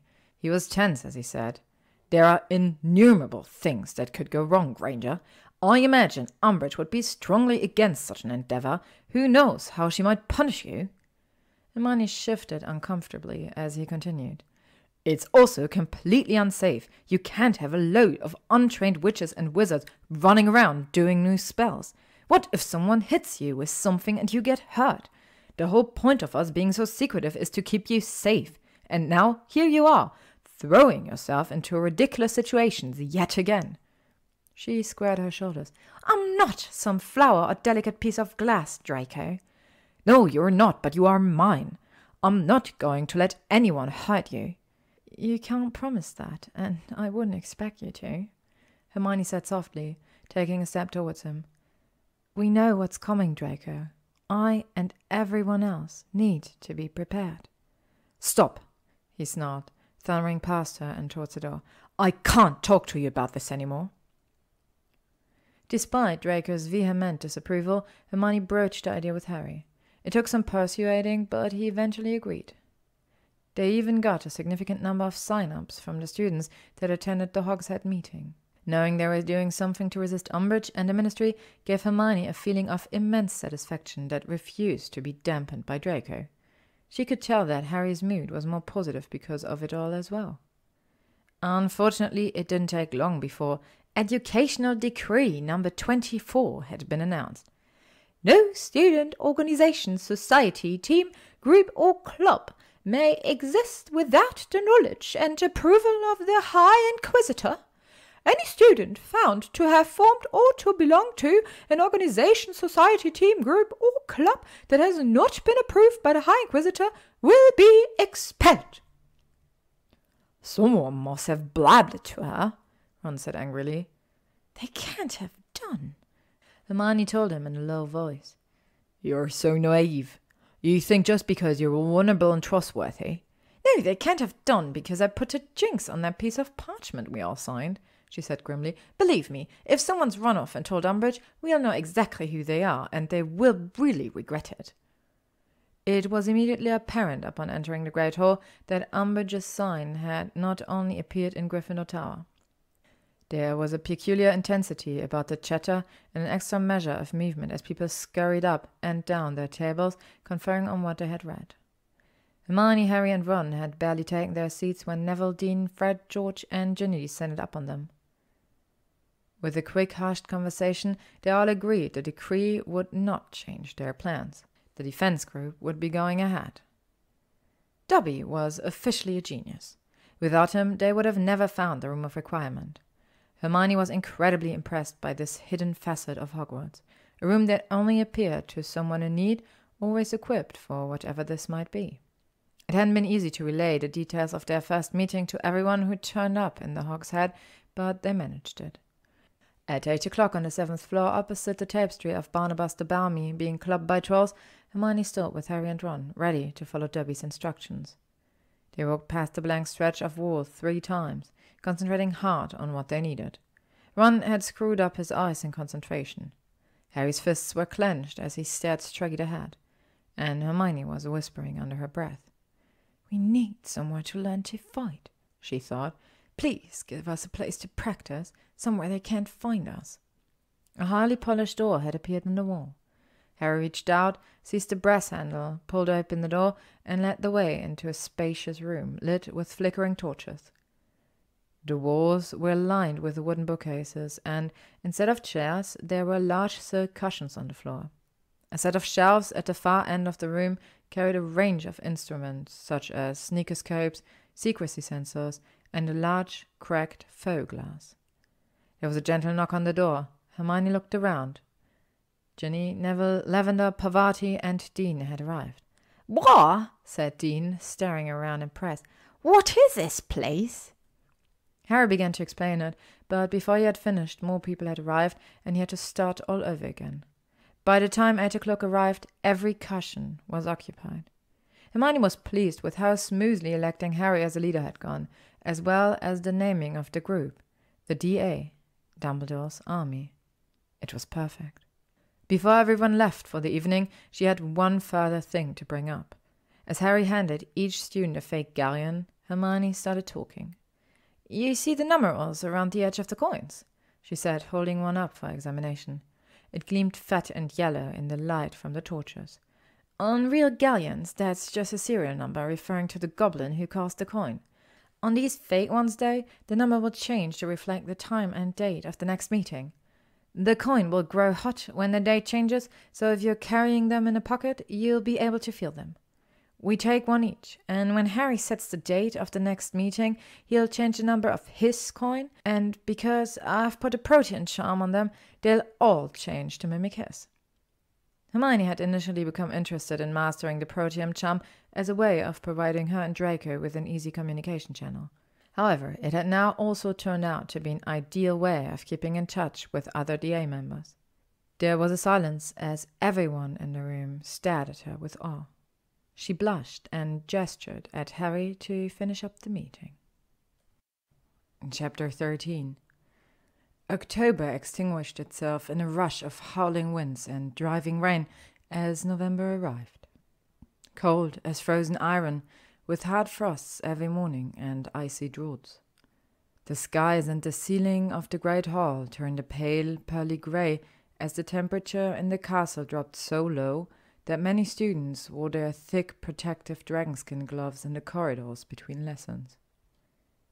The morning of the Gryffindor vs. Slytherin Quidditch match dawned bright and cold. The great hall was filling up fast when Hermione, Harry, and Ron arrived, the students much louder and the mood more exuberant than usual. As they passed the Slytherin table, there was an upsurge of noise. Hermione glanced over and saw that the badges they wore had yet again been charmed. This time they looked like little silver crowns. For some reason, many of them waved at Ron, laughing uproariously. She tried to catch Draco's eye, but he wasn't looking at her. She wasn't sure if it was intentional or not. The two boys were met with a rousing welcome at the Gryffindor table. However, far from raising Ron's spirit, the cheers seemed to sap the last of his morale. He collapsed onto the nearest bench, looking as though he was facing his final meal. "I must have been mental to do this," he lamented. "Mental." "Don't be thick," said Harry firmly. "You're going to be fine. It's normal to be nervous."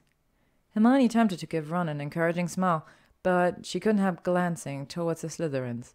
They were planning something. She just couldn't tell what. When it became clear that he wasn't capable of eating anymore, Harry thought it best to head down to the changing rooms. As they rose, Hermione got up too. "Good luck, Ron," she said, standing on tiptoe and kissing him on the cheek. "And you, Harry." It wasn't long before the great hall emptied, Hermione walking with Neville and Luna. The frosty grass crunched under their feet as they hurried down the sloping lawns towards the stadium. Her heart stopped when she saw Draco, and an unfamiliar heat rippled through her core. She'd seen him in his Quidditch uniform before, of course, but this was the first time since their relationship had begun changing. Madame Hooch placed a whistle in her mouth and blew. The balls were released and 14 players shot upwards. Hermione watched Harry and Draco fly higher into the air and take a wide lap off the pitch, gazing around for a glint of gold. After a few moments, she heard singing rise loud and clear from the sea of emerald and silver in the Slytherin section of the stands. "Weasley cannot save a thing, he cannot block a single ring. That's why Slytherins all sing, Weasley is our king. Weasley was born in a bin, he always lets the quaffle in. Weasley will make sure we win, Weasley is our king."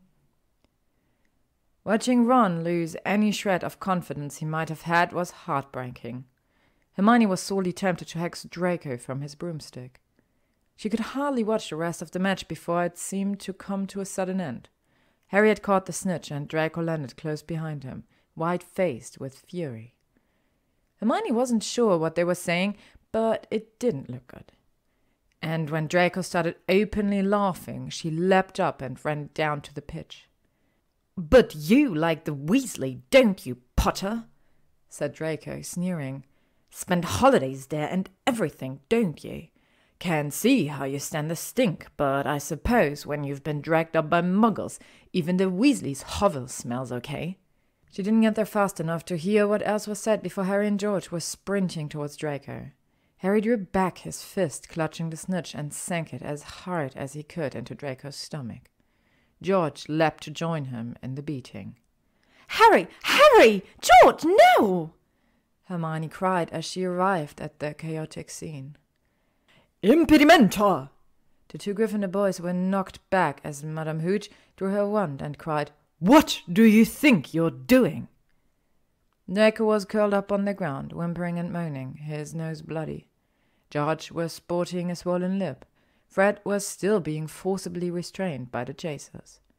Hermione was incandescent with rage at all three of them, but didn't know what to do about it. She was trying to work it through logically, decide who deserved her wrath most urgently. Draco shouldn't have written that song, but it was ultimately harmless. If the Gryffindors had created something similar about Marcus Flint, they'd all have found it hilarious. Draco had, however, said some truly awful things after the match. Equally, there was no excuse for Harry and George to attack him in the way they did, but they had been disciplined. To be completely removed from the Quidditch team was an enormous punishment for them. There was also the question of why Draco had been so vile. It didn't happen as often now, but she knew he still reverted to taunting others when attempting to mask his own painful emotions. Hermione sighed and rubbed her eyes tiredly. Her head was saying one thing and her heart another. This was the first time she had felt truly torn between two of the most important people in her life. She eventually made the decision to go and see Draco. He was lying at the far end of the hospital wing, propped up on a number of pillows. The stone walls flickered dimly in the light of the floating candles. Hermione walked quietly over and pulled the curtains shut around them. She stood to the outside of the bed, arms folded across her chest. "Enjoy the song?" Draco smirked, not looking at her. "Turns out that anger really fuels my creativity." "Why were you angry?" "Take a wild guess, Granger." She took a step forward, trying to analyze his face and understand what was going on. "This isn't just about the defense group." "I don't know what you want me to say. I hate them, Potter and Weasley. I was pissed off that we'd lost the match, so I said some things I knew would hurt." He shrugged nonchalantly. "I'm a dick, remember?" It sounded stupid when he tried to say what was really going on inside his head. The words kept getting stuck in his throat. "Why am I always on the wrong side of things? Why do I always get hurt? Why do they get to be with you in public? Why do I lose everything I care about? When will I inevitably lose you?" "I'm not going to force you to talk to me, Draco." He caught her wrist gently with his fingers and pulled her towards him. "Will you lie next to me?" Hermione hesitated, then nodded slowly. She climbed onto the bed and lay facing him. He wrapped his arms tightly around her and pulled their bodies flush against each other. Draco found it easier to speak when he wasn't looking into her eyes. He continued to battle, feeling as though sharing emotions meant weakness. "I don't want to go back home for Christmas," he whispered. She wished there was something that would make it okay for him. Instead, she did the best she could. "Why don't you stay?" "We both could." Heart suddenly pounding, he stared hopefully at her. "Really? You'd do that for me?" "I'd do anything for you." Chapter 14. December arrived, bringing with it more snow and an avalanche of homework for the 5th years. Hermione's prefect duties were becoming increasingly onerous as Christmas approached, which meant some time with Draco, but not nearly enough. In her spare moments, she had begun planning a special evening for the two of them. It was a few days before the 25th, and Hermione had taken Draco to the 7th floor. She had asked the room of requirements to provide a cozy Christmas scene, and had clearly taken instructions seriously, as the decorations were impeccable. Opposite a small sofa was a quietly crackling fire, which enveloped the room with warmth. A carefully adorned pine tree stood against one corner, filling the space with its refreshing scent. Leading Draco into the room, he gazed around in awe. "What is this place?" "It's called the Room of Requirement. It appeals to any person in need of something, equipped for whatever that might be." Hermione smiled. "Tonight, I thought we were in need of festivity." "It's amazing."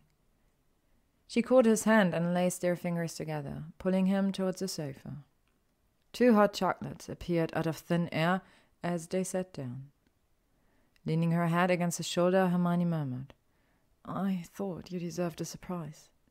"On that note," he said, handing her a slender velvet box, "I have a present for you." Her heart fluttered as he gently lifted the lid. Lying on the soft cushion insert was a delicate bracelet with one gleaming gem. The color transformed from scarlet to emerald as light shifted across the polished surface. For us, Gryffindor and Slytherin, she smiled. Thank you, Draco. He cupped his hand around her cheek and pressed a soft kiss onto her lips. Carefully picking up the bracelet, he encircled it around her waist and secured the clasp. Hermione's eyes flickered, suddenly hesitant, as she pulled out a small box of her own.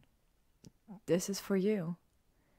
The moment he saw what the box contained, Draco inhaled deeply, and she knew that he understood the significance of her gift.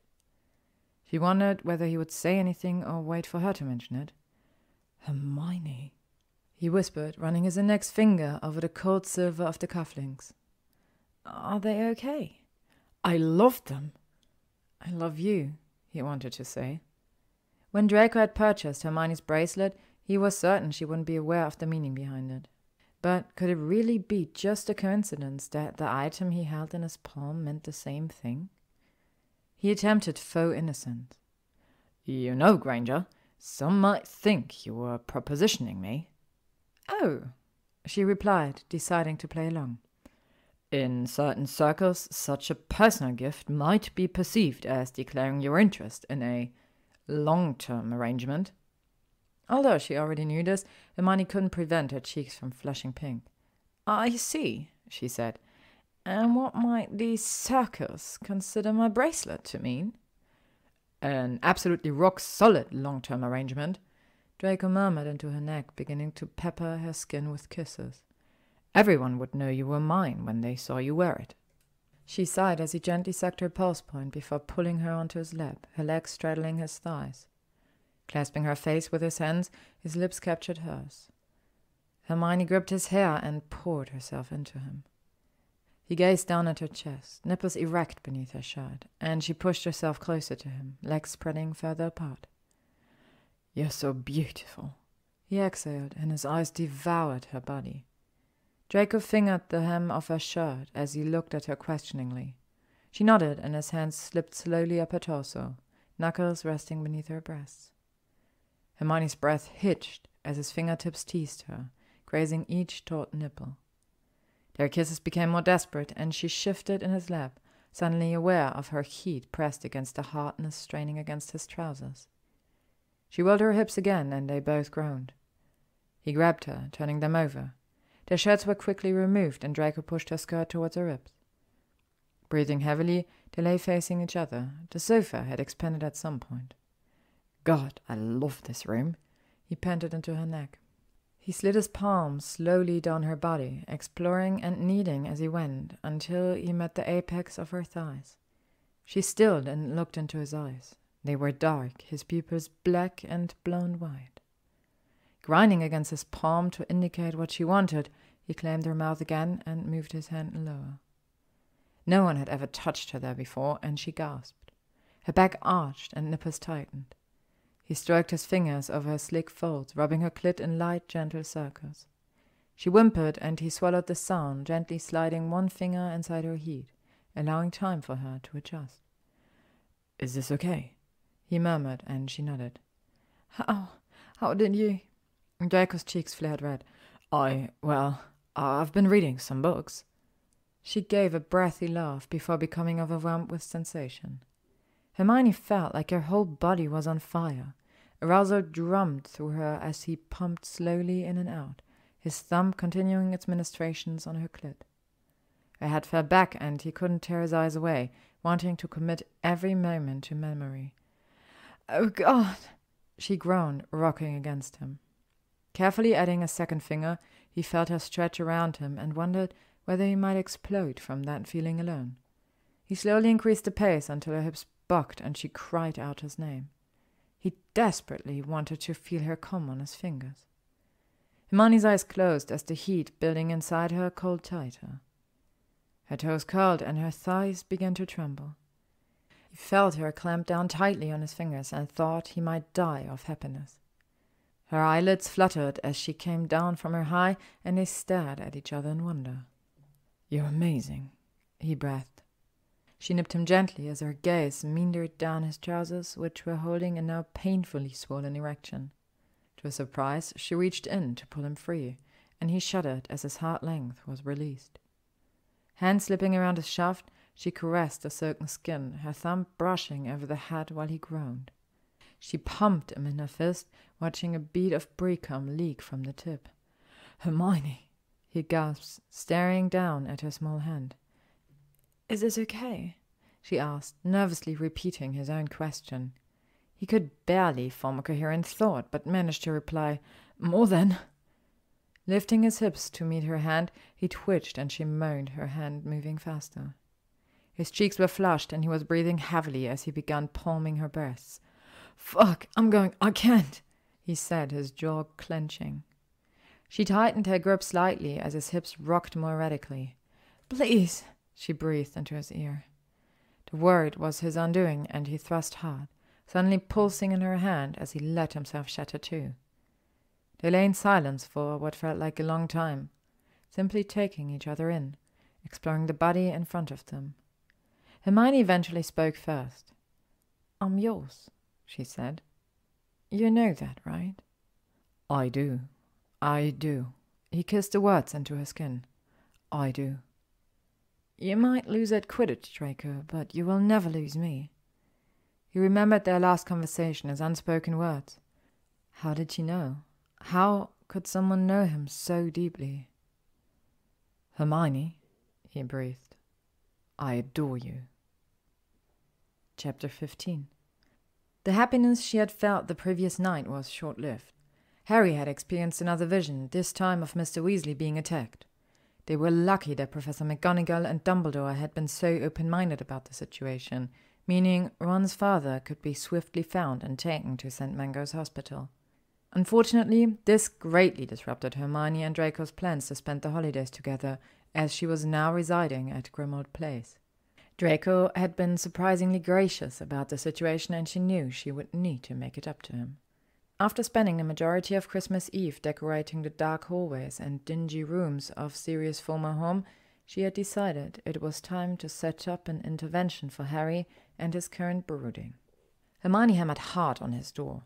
"I know you're in there," she said. "Will you please come out? We want to talk to you." After a few minutes she heard footsteps and the door creaked open a fraction.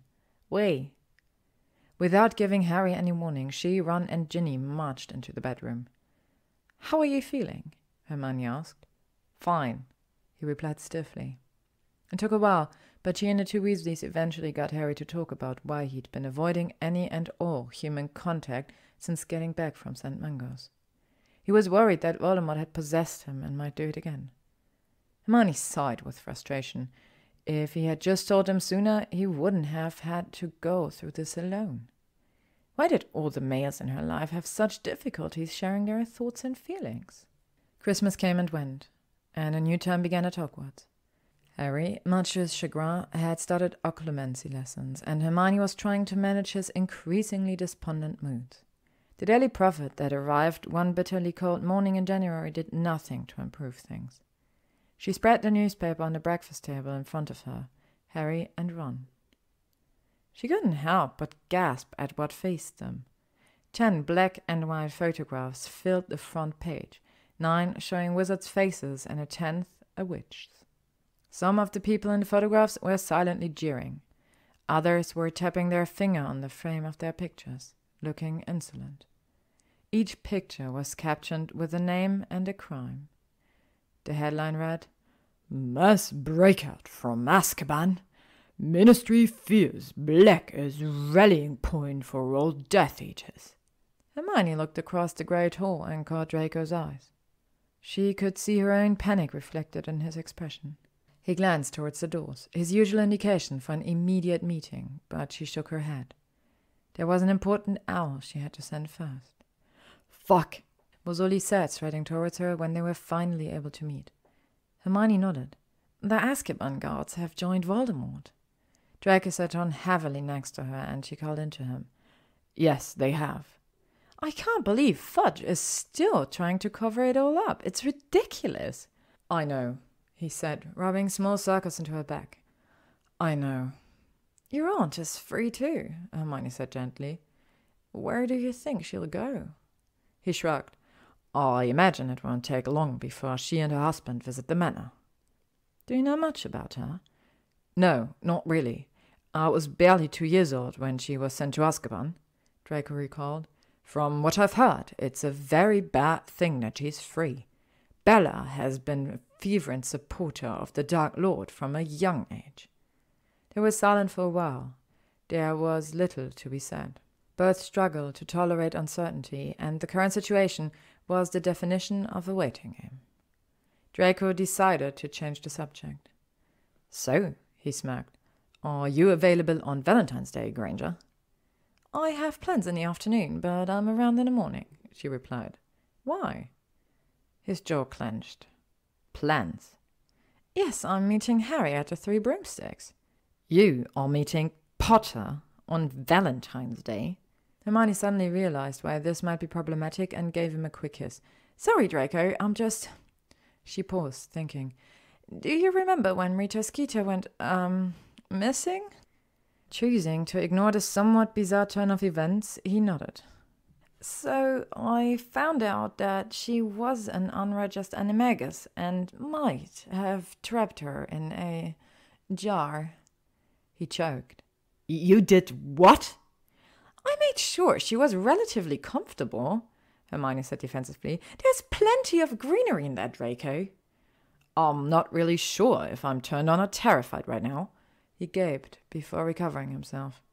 What does this have to do with spending your Valentine's Day with Potter? I'm meeting Harry and Rita on the 14th so that she can have an interview with him, get him to tell the true account of what's been happening.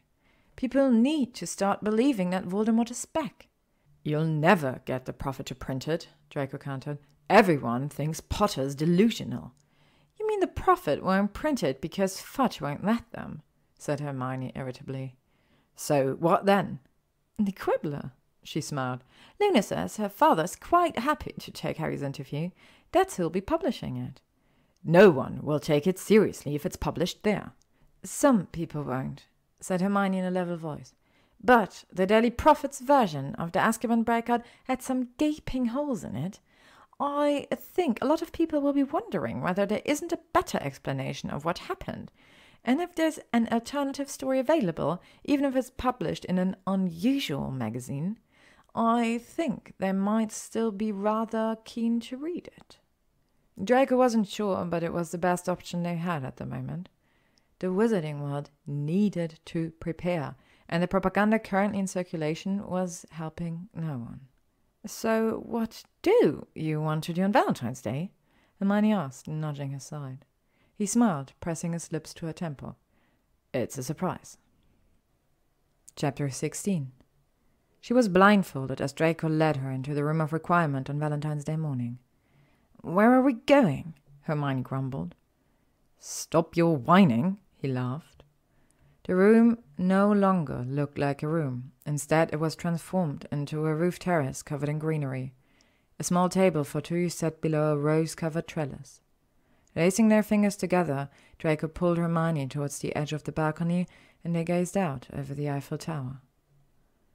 Draco, she gasped. This is amazing. How did you manage this? He looked incredibly pleased with himself. Like you said, ask the room for what you require. Smiling, she pushed herself closer to him, and he placed a protective arm around her waist. A small brunch of fruit, pastries, and fresh juice had been prepared for them as they sat down opposite each other. Hermione silently thanked Merlin for the wizarding world. They talked about everything and nothing, and it was the first time she had noticed herself thinking about the future, time beyond the confines of Hogwarts, and what it could hold for them. Eventually, Draco began shifting awkwardly in his seat. So, I've got good news and bad news, he told her. Which would you like to hear first? Bad. Sighing, he nodded. Umbridge has recruited a number of Slytherins, including me, to join the Inquisitorial Squad. The what? It's a group of us, handpicked by Umbridge to support her within the school. Merlin, Draco, she gasped. What has she got you doing? Nothing, he said, and then amended. Nothing yet. We're just meant to keep an eye on everyone, to spy, basically.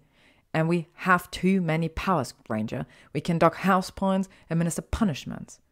This is not good. Why did you join? Draco's grey eyes widened in surprise. You know I didn't have any choice. Imagine how it would have looked if I declined the invitation.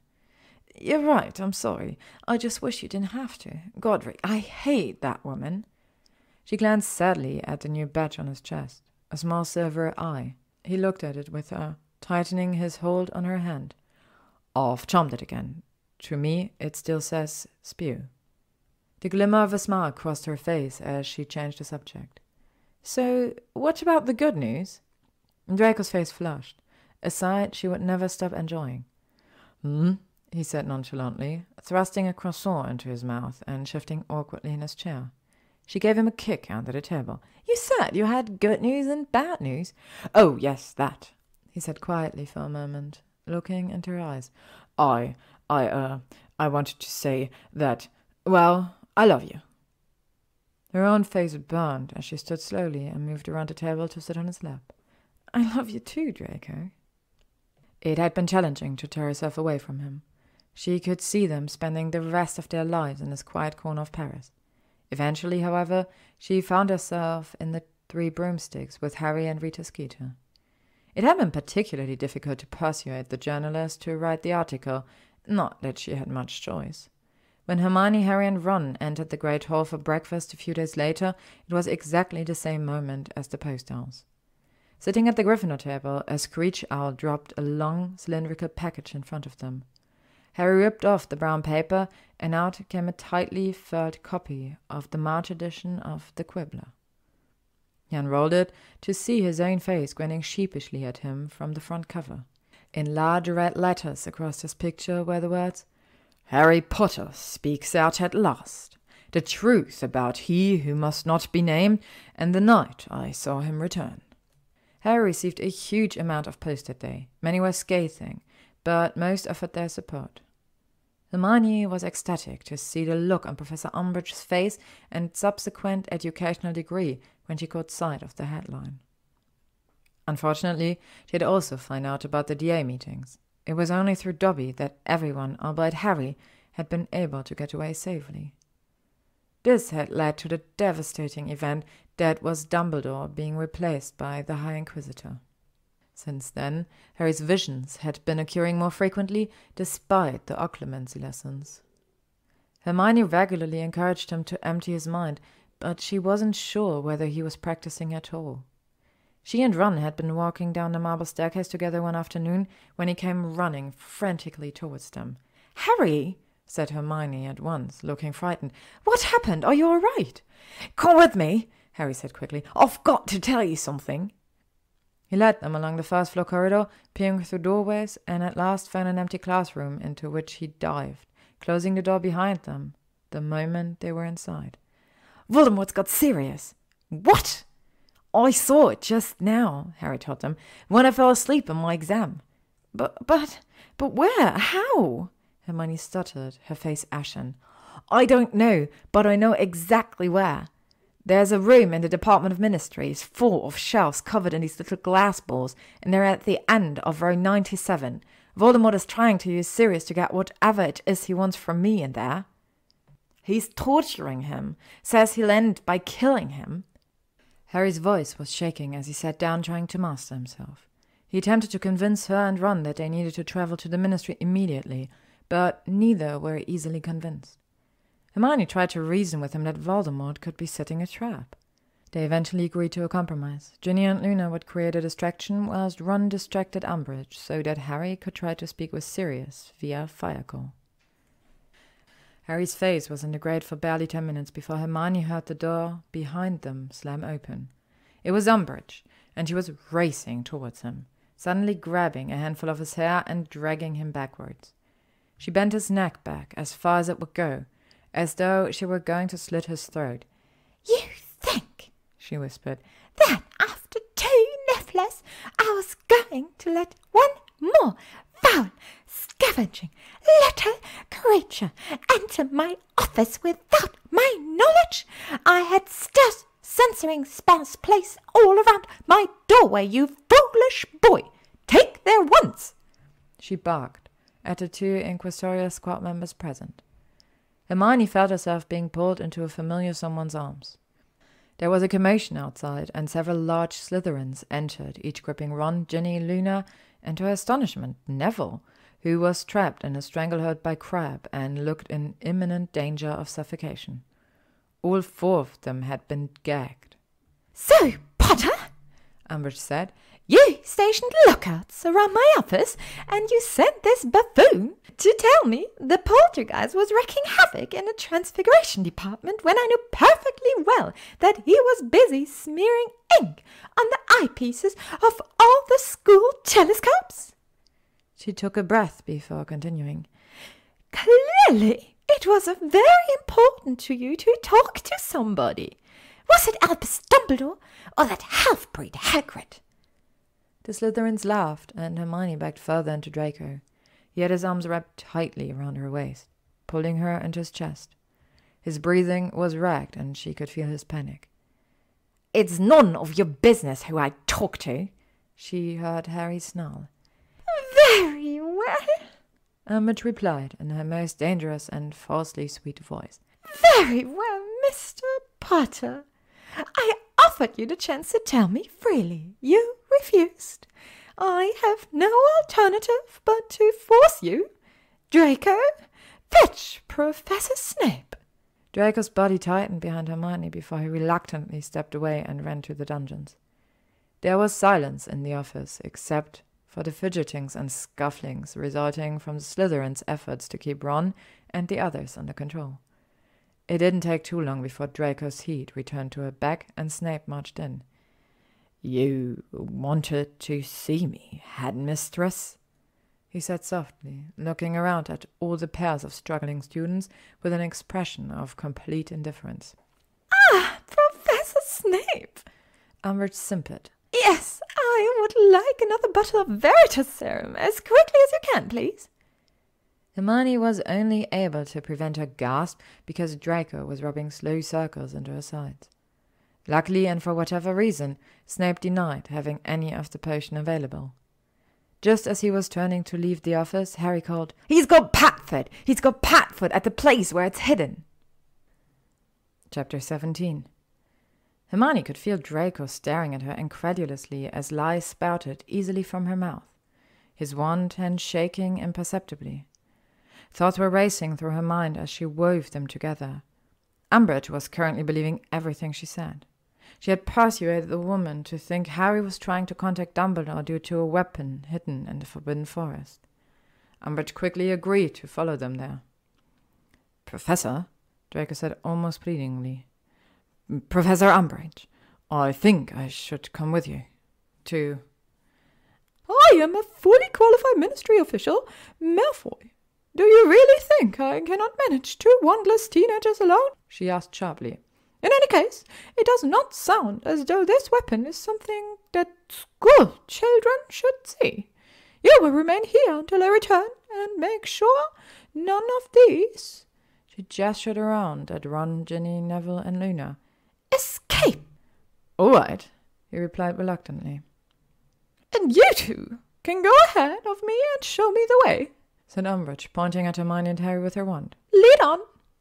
Hermione breathed heavily, wondering how she managed to convince Umbridge to enter the Forbidden Forest, let alone how she had ended up being carried violently away by centaurs. "Harry, how are we going to get all the way to London to find Sirius?" she asked. "Yeah, we were just wondering that," said a familiar voice from behind her. Hermione and Harry moved together instinctively and peered through the trees. Ron came into sight, closely followed by Ginny, Neville, and Luna, all of them looking a little the worse for wear. There were several long scratches running the length of Ginny's cheeks. A large purple lump was swelling above Neville's right eye. Ron's lips were bleeding, but all were looking rather pleased with themselves. "How did you get away?" asked Harry in amazement. "It was weird," Jenny told them. "Malfoy randomly fell over, and it gave us the opportunity to blast some stunners and disarming charms. Neville brought off a really nice little impedimenti jinx. Anyway, we saw you out of the window heading into the forest and followed." After some discussion, Hermione found herself floating in the air, flying towards London. "The Ministry of Magic wishes you a pleasant evening," said a woman's voice from the telephone box as the doors burst open. The only sound in the atrium was the steady rush of water from the golden fountain, where jets from the wands of a witch and wizard, the point of a centaur's arrow, the tip of a goblin's head, and a house elf's ears gushed into the surrounding pool. "Come on," said Harry quietly, and the 6 of them sprinted off down the hall, Harry in the lead, past the fountain towards the desk where a watch wizard usually stood. Having made it to the Department of Mysteries, the group stood in a large circular room. Everything was black, including the floor and ceiling. Identical, unmarked, handless black doors were set at intervals all around the walls, interspersed with branches of candles whose flames burned blue. Their cool, shimmering light reflected in the shining marble floor made it look as though there was dark water underfoot. They began going through the doors at random until eventually the group reached a place high as a church and full of nothing but towering shelves covered in small, dusty glass orbs. They glimmered dimly in the light issuing from more candle brackets set at intervals along the shelves.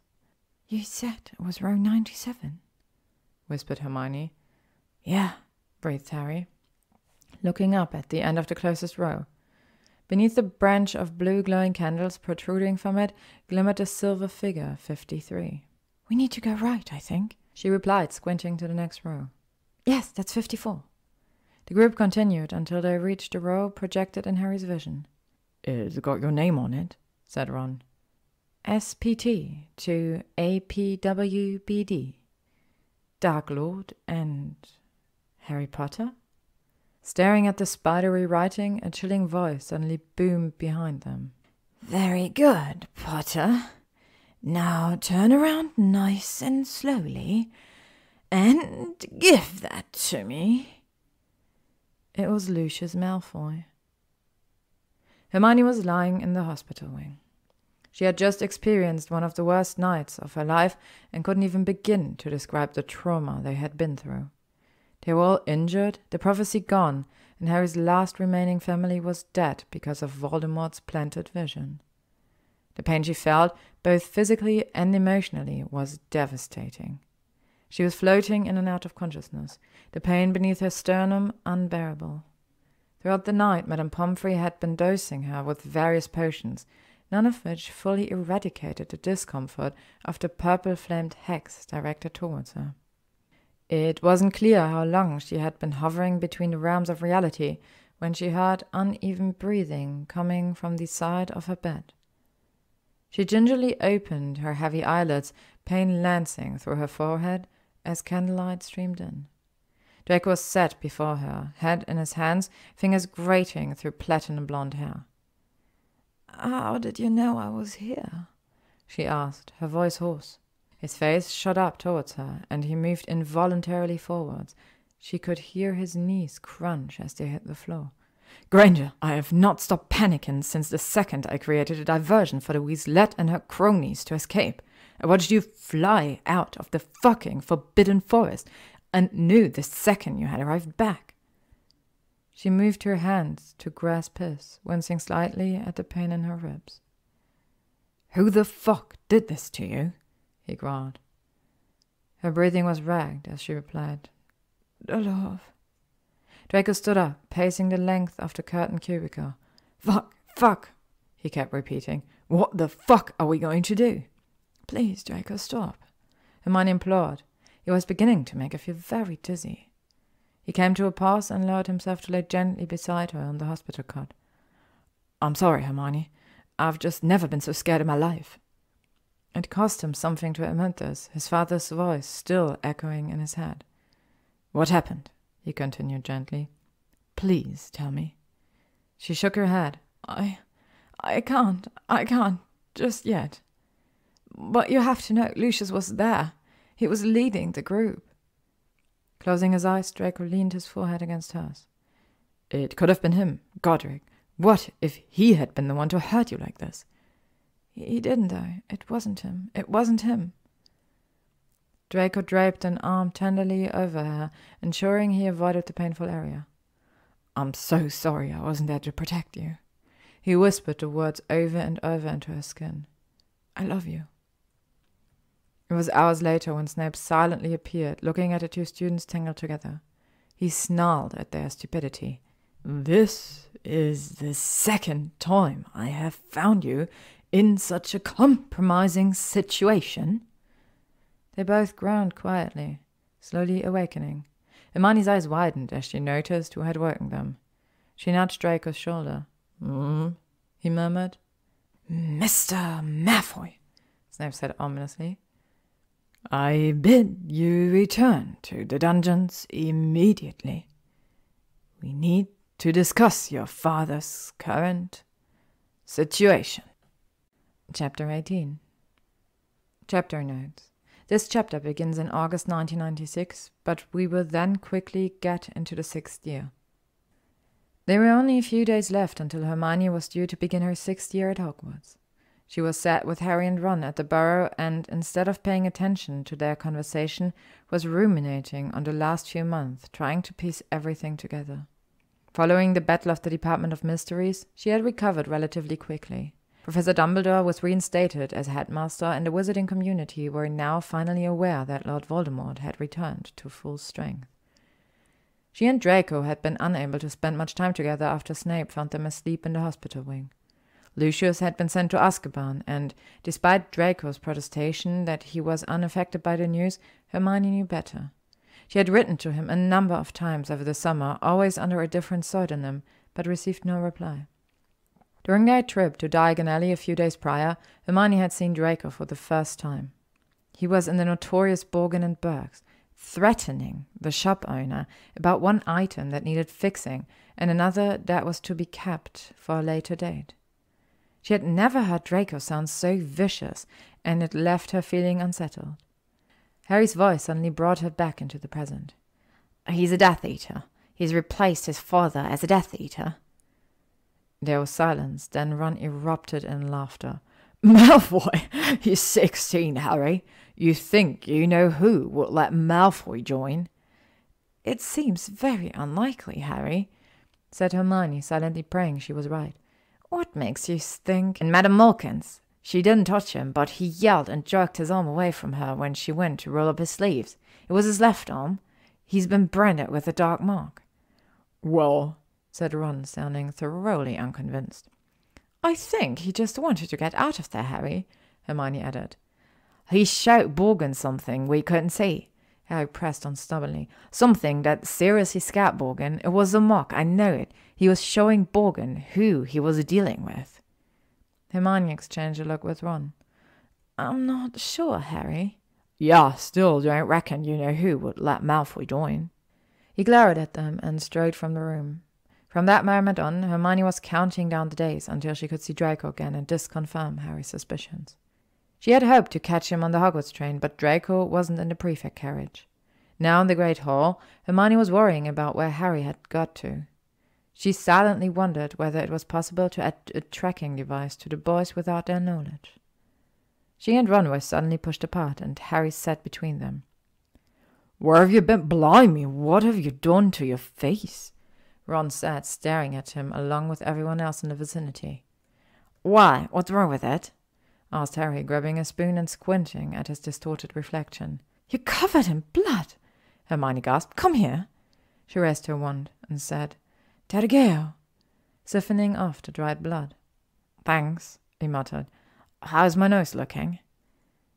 "Normal, but why shouldn't it? What happened? We've been terrified." "Malfoy," Harry said quietly. "But don't ask more now. I'll tell you later." She nodded, gazing over at the Slytherin table, yet again trying to get Draco to see her. He was looking everywhere and anywhere but in her direction, and it was clear this was intentional. They always made sure to catch each other's eyes at mealtimes, particularly the first one after months apart. Hermione soon found that Draco's timetable was almost identical to her own, aside from herbology, which meant they had nearly every class together. Despite this, he was still fervently ignoring her, and she had yet to find a moment alone with him. She, Harry, and Ron were heading towards the potion classroom and saw that there were only a dozen people progressing to the new level. 4 Slytherin had made it through, including Draco, 4 Ravenclaws were there, and 1 Hufflepuff. The dungeon door opened and Professor Slughorn's belly preceded him into the corridor. As the students filed into the room, his great walrus mustache curved above his beaming mouth, and he greeted Harry and a Slytherin named Blaise Zabini with particular enthusiasm. "Now then," said Slughorn once the class were settled, "I've prepared a few patients for you to have a look at. Just out of interest, you know. These are the kind of things you ought to be able to make after completing your notes. Can any of you tell me what this one is?" He indicated the cauldron nearest to the supply cupboards. Hermione raised herself slightly in her seat and saw a potion with a mother-of-pearl sheen, steam rising from it in slow spirals. She raised her hand and said, "It's Amatentia, the most powerful love potion in the world." Slughorn nodded enthusiastically as she continued. "It's supposed to smell differently to each of us, according to what attracts us. And I can smell apples, cologne, broom polish." Hermione turned pink, willing herself not to look at Draco. "May I ask your name, my dear?" said Slughorn. "Hermione Granger, sir." "Granger. Can you possibly be related to Hector Dagworth Granger, who founded the most extraordinary society of potioneers?" No, I don't think so, sir," she replied politely. "I'm Muggle-born, you see." She saw Theodore Nott lean close to Draco and whisper something. Both of them sniggered. The rest of the class passed by and Hermione became increasingly flustered. It didn't help that Harry was cheating. His copy of Advanced Potion Making had been extensively annotated by a previous student. Despite that fact that she didn't win the tiny bottle of Felix Felicis, Hermione found that she didn't mind because Draco was packing up slowly, telling Nott and Zabini to go ahead without him. She slowed down too, and, once everyone had left, waited for him outside the classroom. The second he was in the corridor, Hermione jumped in front of him. "Care to tell me why you've been acting as if I don't exist, Malfoy?" He froze and stared at her, eyes ablaze. "What are you doing here?" "Oh, I've only been a student here for 6 years?" she said petulantly. Draco rolled his eyes and made to walk around her. "I'm busy, Granger." Hermione was bewildered. She could feel her eyes well up with hot tears and swiped at them furiously. Draco made to reach for her, but wrenched his hand back at the last moment. "What is happening, Draco?" she implored. "Something is clearly going on. Please, talk to me." Her heart was pounding as she watched emotions she couldn't decipher flash across his features. He cursed and ran a hand tightly through his hair. "Fine. The room of requirements this evening?" "Okay, yeah, I'll..." Hermione stopped talking as she realized Draco had already walked away from her. Chapter 19. Draco's point of view. Hermione asked the room of requirement to provide a neutral space for their conversation, and it had delivered. She was set in the corner of a small room that held only a comfortable sofa atop a plush rug. As Draco walked in, Hermione noticed that he wasn't looking well. His skin was paler than usual, and there were deep shadows beneath his eyes. He didn't say anything as he lowered himself next to her. Hermione saw that he left some space between them and didn't reach for her like he usually would. "So, you requested this meeting," he said brusquely. "What do you want?" She stared at him, slightly dazed. He wouldn't even look at her. "Draco, what's wrong?" "I've got a lot going on at the moment, Granger." "Something that requires you to ignore me and be downright rude, I see." Draco ran his fingers almost feverishly through his hair, and Hermione knew then that there was something horribly wrong. She prayed to whomever was listening that she could fix it. Moving towards the floor in front of him, she knelt between his legs and gently cupped his jaw in her hands, encouraging him to look at her. "You're scaring me," she whispered. "Please talk to me." His brows furrowed, and he turned away, considering her words. Eventually, Draco shifted off the sofa and sunk to the rug beside her. Curling around her body, he held on tightly, as though trying to stay afloat. "I'm so fucking selfish," he mumbled. "Why? What's happened?" "Every moment we spend together puts you in danger. I've been trying to distance myself, and I can't even do that properly. I can't stay away from you." "Draco," she said, pushing herself closer to him. "Danger is something I can cope with. Not being with you isn't. I'm yours, but you are also mine, and I will do anything for you." He choked. He wasn't crying, but it was the closest he had come for many years. He decided to tell her everything. Maybe that would push her away, and maybe it won't. The selfish part of him added. "When I got home, Aunt Bellatrix was there. She's even worse than the stories I've heard. It was almost amusing for a few weeks, just watching her prance around and rave about the Dark Lord. But everything changed after she heard from him personally. He wanted me. His mind started drifting back over the past few months. The initiation ceremony had taken place barely 5 weeks after his 16th birthday. Draco knew that his mother was devastated, but there was nothing that could be done, and so he made no attempt to disobey. The Dark Lord had made it abundantly clear what would happen if he did. He had been summoned to the ornate drawing room of Malfoy Manor late one evening. Death Eaters filed in behind him, standing silently against the walls. There was a fire blazing in the marble hearth, despite the lingering summer heat. Stood before him was Lord Voldemort, his chalk-white skin a glistening frame around slit nostrils and red eyes. Draco's mother and aunt sat to the right of the room. Narcissa's hands were clenched tightly together, whilst Bellatrix had a furious smirk plastered across her face. "Your arm, Draco," the Dark Lord commanded. Cold beads of sweat dripped down his forehead as he rolled up his left sleeve and presented his arm. Voldemort's mouth contorted into a vulgar imitation of a smile. Every occupant in the room knew the evening was a farce, a method of shaming the Malfoy family, and a punishment for Lucius' transgressions. Before Draco had a moment to think, the Dark Lord's wand was pressed firmly against his bare skin.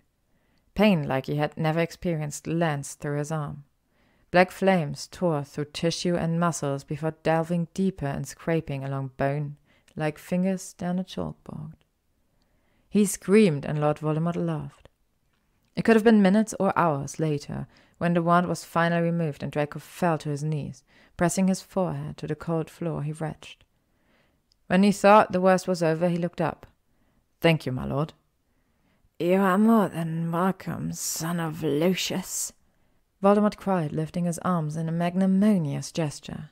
"And I have a second gift for you, another way for you to prove your devotion. Please, do you stand?" On trembling legs Draco stood, and he was told of the impossible task he must fulfill, to kill Albus Dumbledore. "What say you, Draco?" said Voldemort quietly. "Are you not grateful for the chance to redeem the Malfoy name?" He swallowed.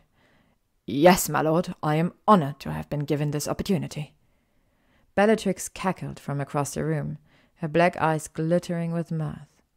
"He will not let you down, my lord." The days that followed passed in a blur of pain and potions. His mother was beside him as often as she could be, holding cold flannels over his fevered brow and gently massaging his arm. He was in and out of consciousness, wading through dark nightmares interspersed with dreams of Hermione. He awoke one morning to Narcissa staring at him. Panic filled her eyes. "Draco, your occlumency shields are down. You cannot let this happen again." Looking at her in confusion, she said gently, "I have seen her." "What do I do?" he asked desperately, as his heart plummeted, reaching for his mother like a child. "You have to stay away from her, Draco. You have to build your walls back up and put her in a box far, far away. For your sake and for hers." And so he did. He spent the remainder of the holidays focused on 2 terrible tasks: concealing Hermione from any Legolemons who might wish her harm, and planning the death of his headmaster. Draco stopped and finally looked at Hermione. Silent tears were rolling down her face. "I'm sorry," he whispered. She stared at him. "You're sorry?" "Yes, "You're sorry?" she said again, shrilly. "You have done nothing wrong.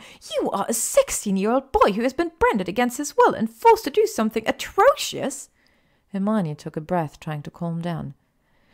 "Promise me you won't keep things from me again. We're stronger together." "How can I promise that? How can I promise something that could endanger you?" "I'm in danger already, Draco. I'm a Muggle-born. Voldemort won't spare me whether I'm with you or not. But you might stand a chance if you're not figuring this out alone." He desperately wanted to tell her no, wanted to push her away, tell her he never loved her, make her hate him. But he knew it wouldn't make a difference. It might even make her more reckless. He had to be more careful with what he told her in the future. She was his and had to be protected at any cost. "I promise," he lied. Chapter 20. Hermione had a tendency to detach herself from difficult moments and go into planning mode, which was how she ended up leant against Draco, scribbling in a notebook, unaware that he would rather think about almost anything else. "If you are quite done brainstorming ideas for how to kill but not actually kill Dumbledore," he said eventually, "could we please stop for a while?" She looked at him consideringly. There were still numerous things they hadn't discussed yet, but she could appreciate his request. A familiar heat crept into her cheeks as her mind drifted to ways she might be able to distract him. This did not go unnoticed. It wasn't a fantastic timing, she thought, as Draco lowered them to the ground, his body covering hers, but it had been a long slumber. "Granger," he growled, his breath hot against her ear. "Stop thinking." Hermione pushed her lips roughly against his, biting his bottom lip, suddenly feeling a desperate need to be as close to him as possible. His hand slipped up her skirt and cupped her core. He swallowed her moan. Pushing aside the damp material, he slid one finger and then another inside of her. She grappled with his shirt, tearing at the buttons as he pumped in and out of her, the pad of his thumb rubbing her clit. He took one hand off her breast to pull his arm free from the sleeve and instantly realized his mistake. Hermione had stood, her eyes wide. There, branded into his skin, was the dark mark. Obviously, she had known it was there. He had told her just a few hours ago, but seeing it felt different, real. Now she couldn't pretend that what Draco had gone through was simply an awful dream.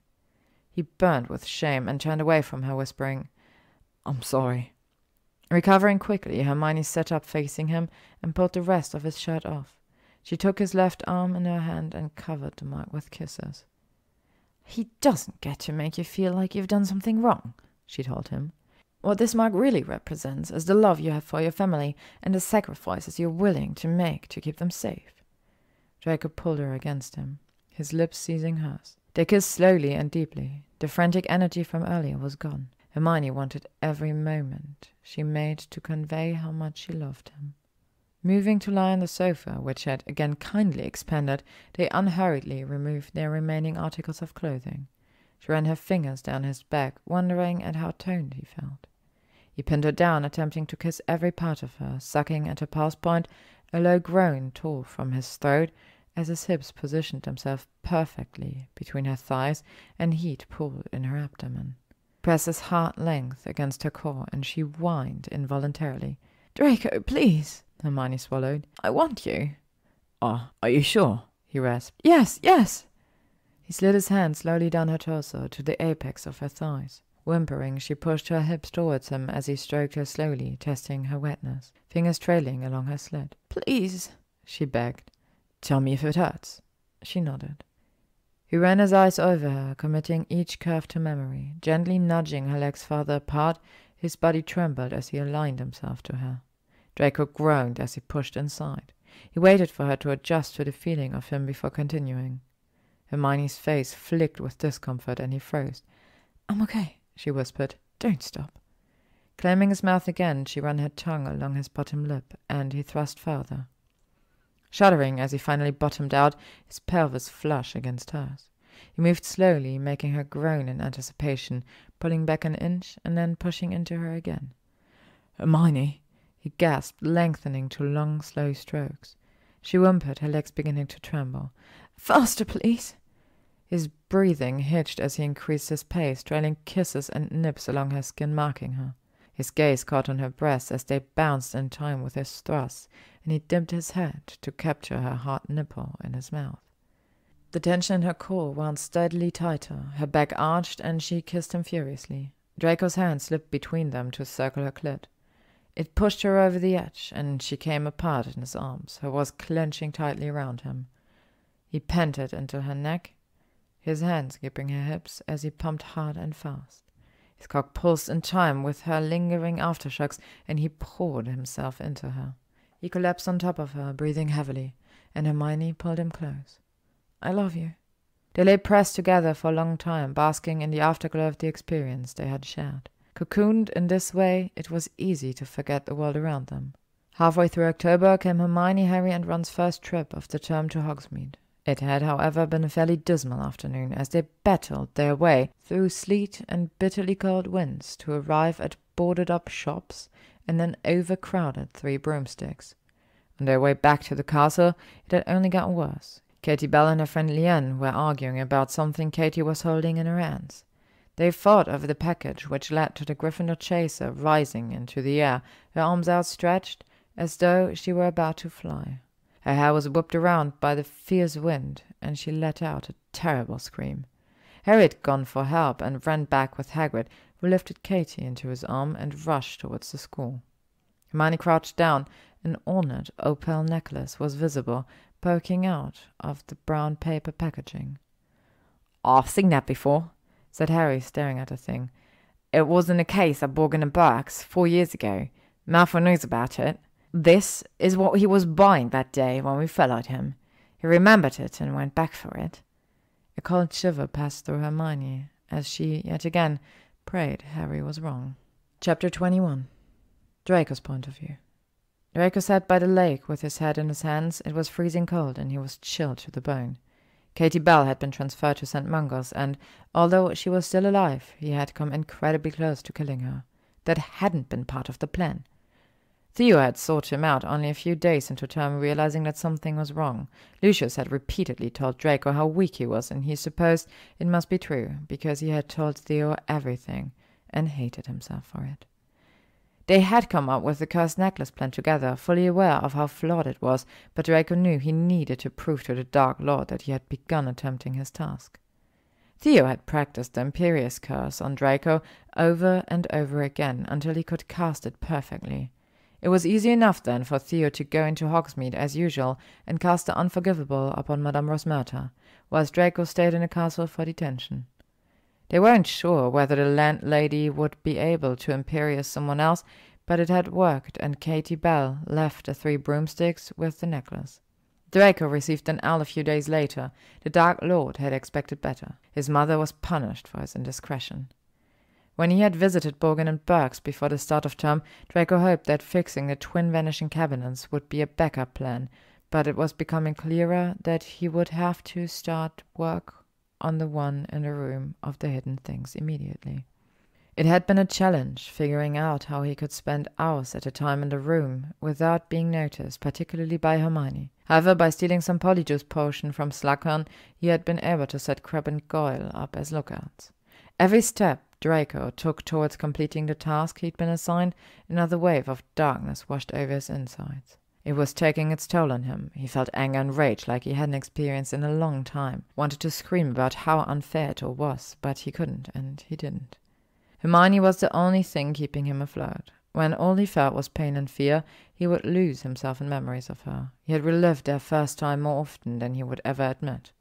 Draco never imagined he would be capable of loving someone so deeply, despite wondering how much time they would have left together. Christmas was approaching fast, snow swirling against the icy windows once more. Hagrid had already single-handedly delivered the usual 12 Christmas trees for the Great Hall. Garlands of holly and tinsel had been twisted around the banister of the stairs. Everlasting candles glowed from inside the helmets of suits of armor, and great bunches of mistletoe had been hung at intervals along the corridors. Hermione had become increasingly concerned about Draco. He sat alone at his Slytherin table most days, tired and pale, staring at his food rather than eating it. The boy who could usually be relied upon for some sort of dramatic entertainment or sarcastic comment had disappeared. The spark in him had been extinguished, and she longed for it back. They had been meeting infrequently, as he was usually busy with his task. Despite promising to keep her involved, Draco wouldn't give any details about what he was actually doing. She hadn't spoken to him about the cursed necklace for fear of breaking him further than he already was, but it scared her that it appeared he really was trying to accomplish Voldemort's ultimate goal. Loud singing broke Hermione's reverie as she remembered where she was. Slughorn's Christmas party. His office was much larger than the usual teacher's study. The ceiling and walls had been draped with emerald, crimson, and gold hangings, so that it looked as though they were all inside a vast tent. The room was crowded and stuffy and bathed in red lights, cast by an ornate golden lamp, dangling from the center of the ceiling, in which real fairies were fluttering, each a brilliant speck of light. She leaned against the wall, observing the other guests.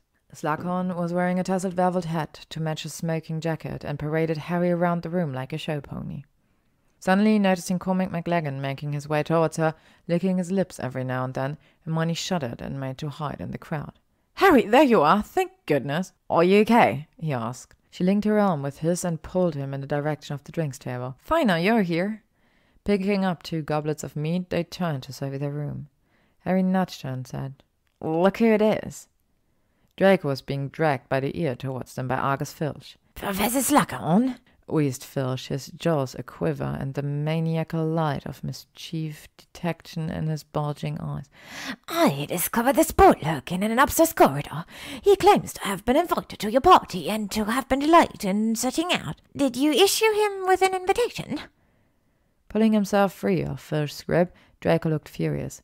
"Oh, right, I wasn't invited," he said angrily. "I was trying to gatecrash. Happy?"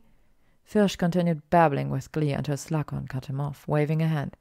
"It is quite all right, Argus. It's Christmas, and it's not a crime to want to come to a party. Just as once we forget any punishment. You may stay, Draco." His face had a greyish tinge to it, and Hermione took a step towards him. It was only when he shook his head imperceptibly that she remembered herself. "I'd like a word with you, Draco," said Snape suddenly. "Oh no, Severus," Slughorn cried. "Don't be too hard on the boy." "I am his head of house," Snape replied coldly. "Follow me, Draco." They left, Snape leading the way. Harry stood frozen to the spot for a moment before hurrying off into the crowd. Hermione tried to follow, but he must have pulled his invisibility cloak out, as he was nowhere to be found. Chapter 22. She hadn't spent much time setting up the room of requirement to meet Draco that evening. All Hermione wanted was to get some explanation from him before they had to leave the castle for the holidays. "What were you doing, roaming the corridors the other evening? I know for a fact you didn't actually want to gatecrash Slughorn's party." "I was working on a task. You know I'm not going to tell you more than that." "Draco," she pleaded, "you promised to keep me involved." He clutched her shoulders and, looking into her bright eyes, willed her to understand. "You already know too much. The less you know, the better." Draco sighed and pulled her into a tight hug. "And when things go wrong, you won't have to feel the guilt." Hermione knew he was talking about Katie Bell. "Do you want to?" "No, I don't." It took everything she had not to push him farther. She wasn't sure if it was doing more harm than good by her avoiding the subject, but she just couldn't look into his gaunt face and ask more questions. "Harry overheard your conversation with Snape," she told him. "Fucking Potter, always sticking his nose in where it isn't wanted." Hermione glowered but continued. "He said that Snape wants to help you, Draco, that he made the unbreakable vow with your mother. Why on earth are you not taking advantage of that?" He rubbed his eyes tiredly. "I don't trust him." "Fine, you don't trust him, but—" She paused. "I know you shot me down on this before, but I still think going to Dumbledore might be our best option." No, Granger, don't you get it? I can't risk my parents' lives, my mother's life, on the whims of a teacher." "Draco," she swallowed, gazing into his eyes. She loved him so much. "You're not really planning on actually killing him, are you?" There was a beat of silence. No, of course not." And what could she say to that? Tucked beneath his arm, she sighed. "I wish we never had to leave this room." Draco tightened his grip on her. "I know, and the amount of times I've thought about kidnapping you and running away to some remote island is getting silly." She smiled weakly and tried to relax her permanently tensed muscles. "I've got your Christmas present with me, by the way." "Gimme," he said, poking her ribs. Hermione knew he was trying a little too hard to be playful for her sake, but she allowed it. She pulled a box from her satchel and handed it to him. Lying inside were 2 simple silver rings. "Are you proposing to me, Granger?" Draco smirked his first for a long time. "Shouldn't you be on one knee?"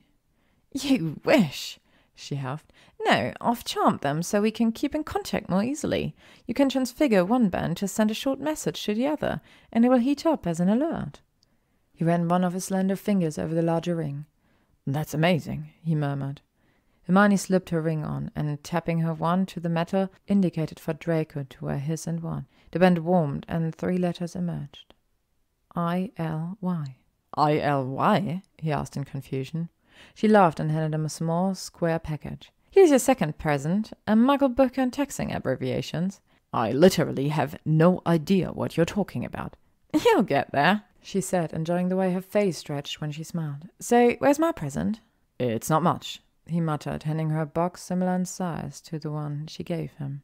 Hermione gasped. Draco was wrong. It was one of the most beautiful pieces of jewelry she had ever seen. Despite knowing that he was staying at Hogwarts over the Christmas holidays, Hermione couldn't help but worry about Draco. The only thing that prevented her from having a complete breakdown was the connection they shared through their rings. This, however, quickly turned into the bane of her life. There were moments where she sorely regretted gifting him the joke Muggle book. It was only on the first day of January term, however, when she received a series of symbols that looked suspiciously like a penis, that she seriously considered hexing him across the Great Hall. Dragging herself away from inappropriate ring messages, she turned back into Harry, confiding in her and Ron about his lessons with Dumbledore and the memory he needed to retrieve from Slughorn. Ron thought that Harry was unlikely to have any trouble with Slughorn at all. "He loves you," he said over breakfast, waving an airy forkful of fried egg. "Won't refuse you anything, Will. Just hang back after class this afternoon and ask him." Hermione, however, took a gloomier view. "He must be determined to hide what really happened if Dumbledore couldn't get it out of him," she said in a low voice. Horcruxes, Horcruxes. I've never heard of them." Harry was disappointed. He had hoped that Hermione might have been able to give him a clue as to what Horcruxes were. "They must be really advanced dark magic, or why would Voldemort have wanted to know about them? I think it's going to be difficult to get the information, Harry. You'll have to be very careful about how you approach Slughorn. Think out a strategy." Chapter 23. February moved towards March, with no change in the weather, except that it became windy as well as wet. Hermione was angrily pacing the corridor outside the room of hidden things, her fists clenched tightly. She was exhausted, having spent most of the night with Ron in the hospital wing, and felt as though her heart had been torn in two. Once Crabbe and Goyle had been scared off, she started banging furiously on the locked door. To her surprise, it opened quickly, and she almost fell to the floor. Draco caught her and pulled her inside. "What are you doing here?" he asked irritably. Hermione took a step towards him and slammed her hands against his chest. He stumbled backwards, staring at her incredulously. "It was you, wasn't it, Malfoy?" "What?" he cried. She took another step forward, and he held up his hands in surrender. "What are you talking about?" "I'm talking about the poisoned mead." Draco blanched. Panic flashed through his eyes. How do you know about that?" Her voice was cold as she replied. "You are the reason that Ron is in the hospital wing right now. He almost died." He reached out to touch her, but she stopped him. "Don't!" "Hermione, I'm so sorry, I didn't know." "No, but you knew someone was going to drink it. That was the whole point, I imagine." He hung his head, unsure of what to tell her. She continued, "I didn't say anything about Katie Bell because you already looked so broken, and I thought it must have been an accident. You couldn't really have meant to hurt her or anyone else. Clearly, I was mistaken." Draco could feel his anger rising. The barely contained rage was itching to be let loose. "Why can't you understand that I don't have a choice?"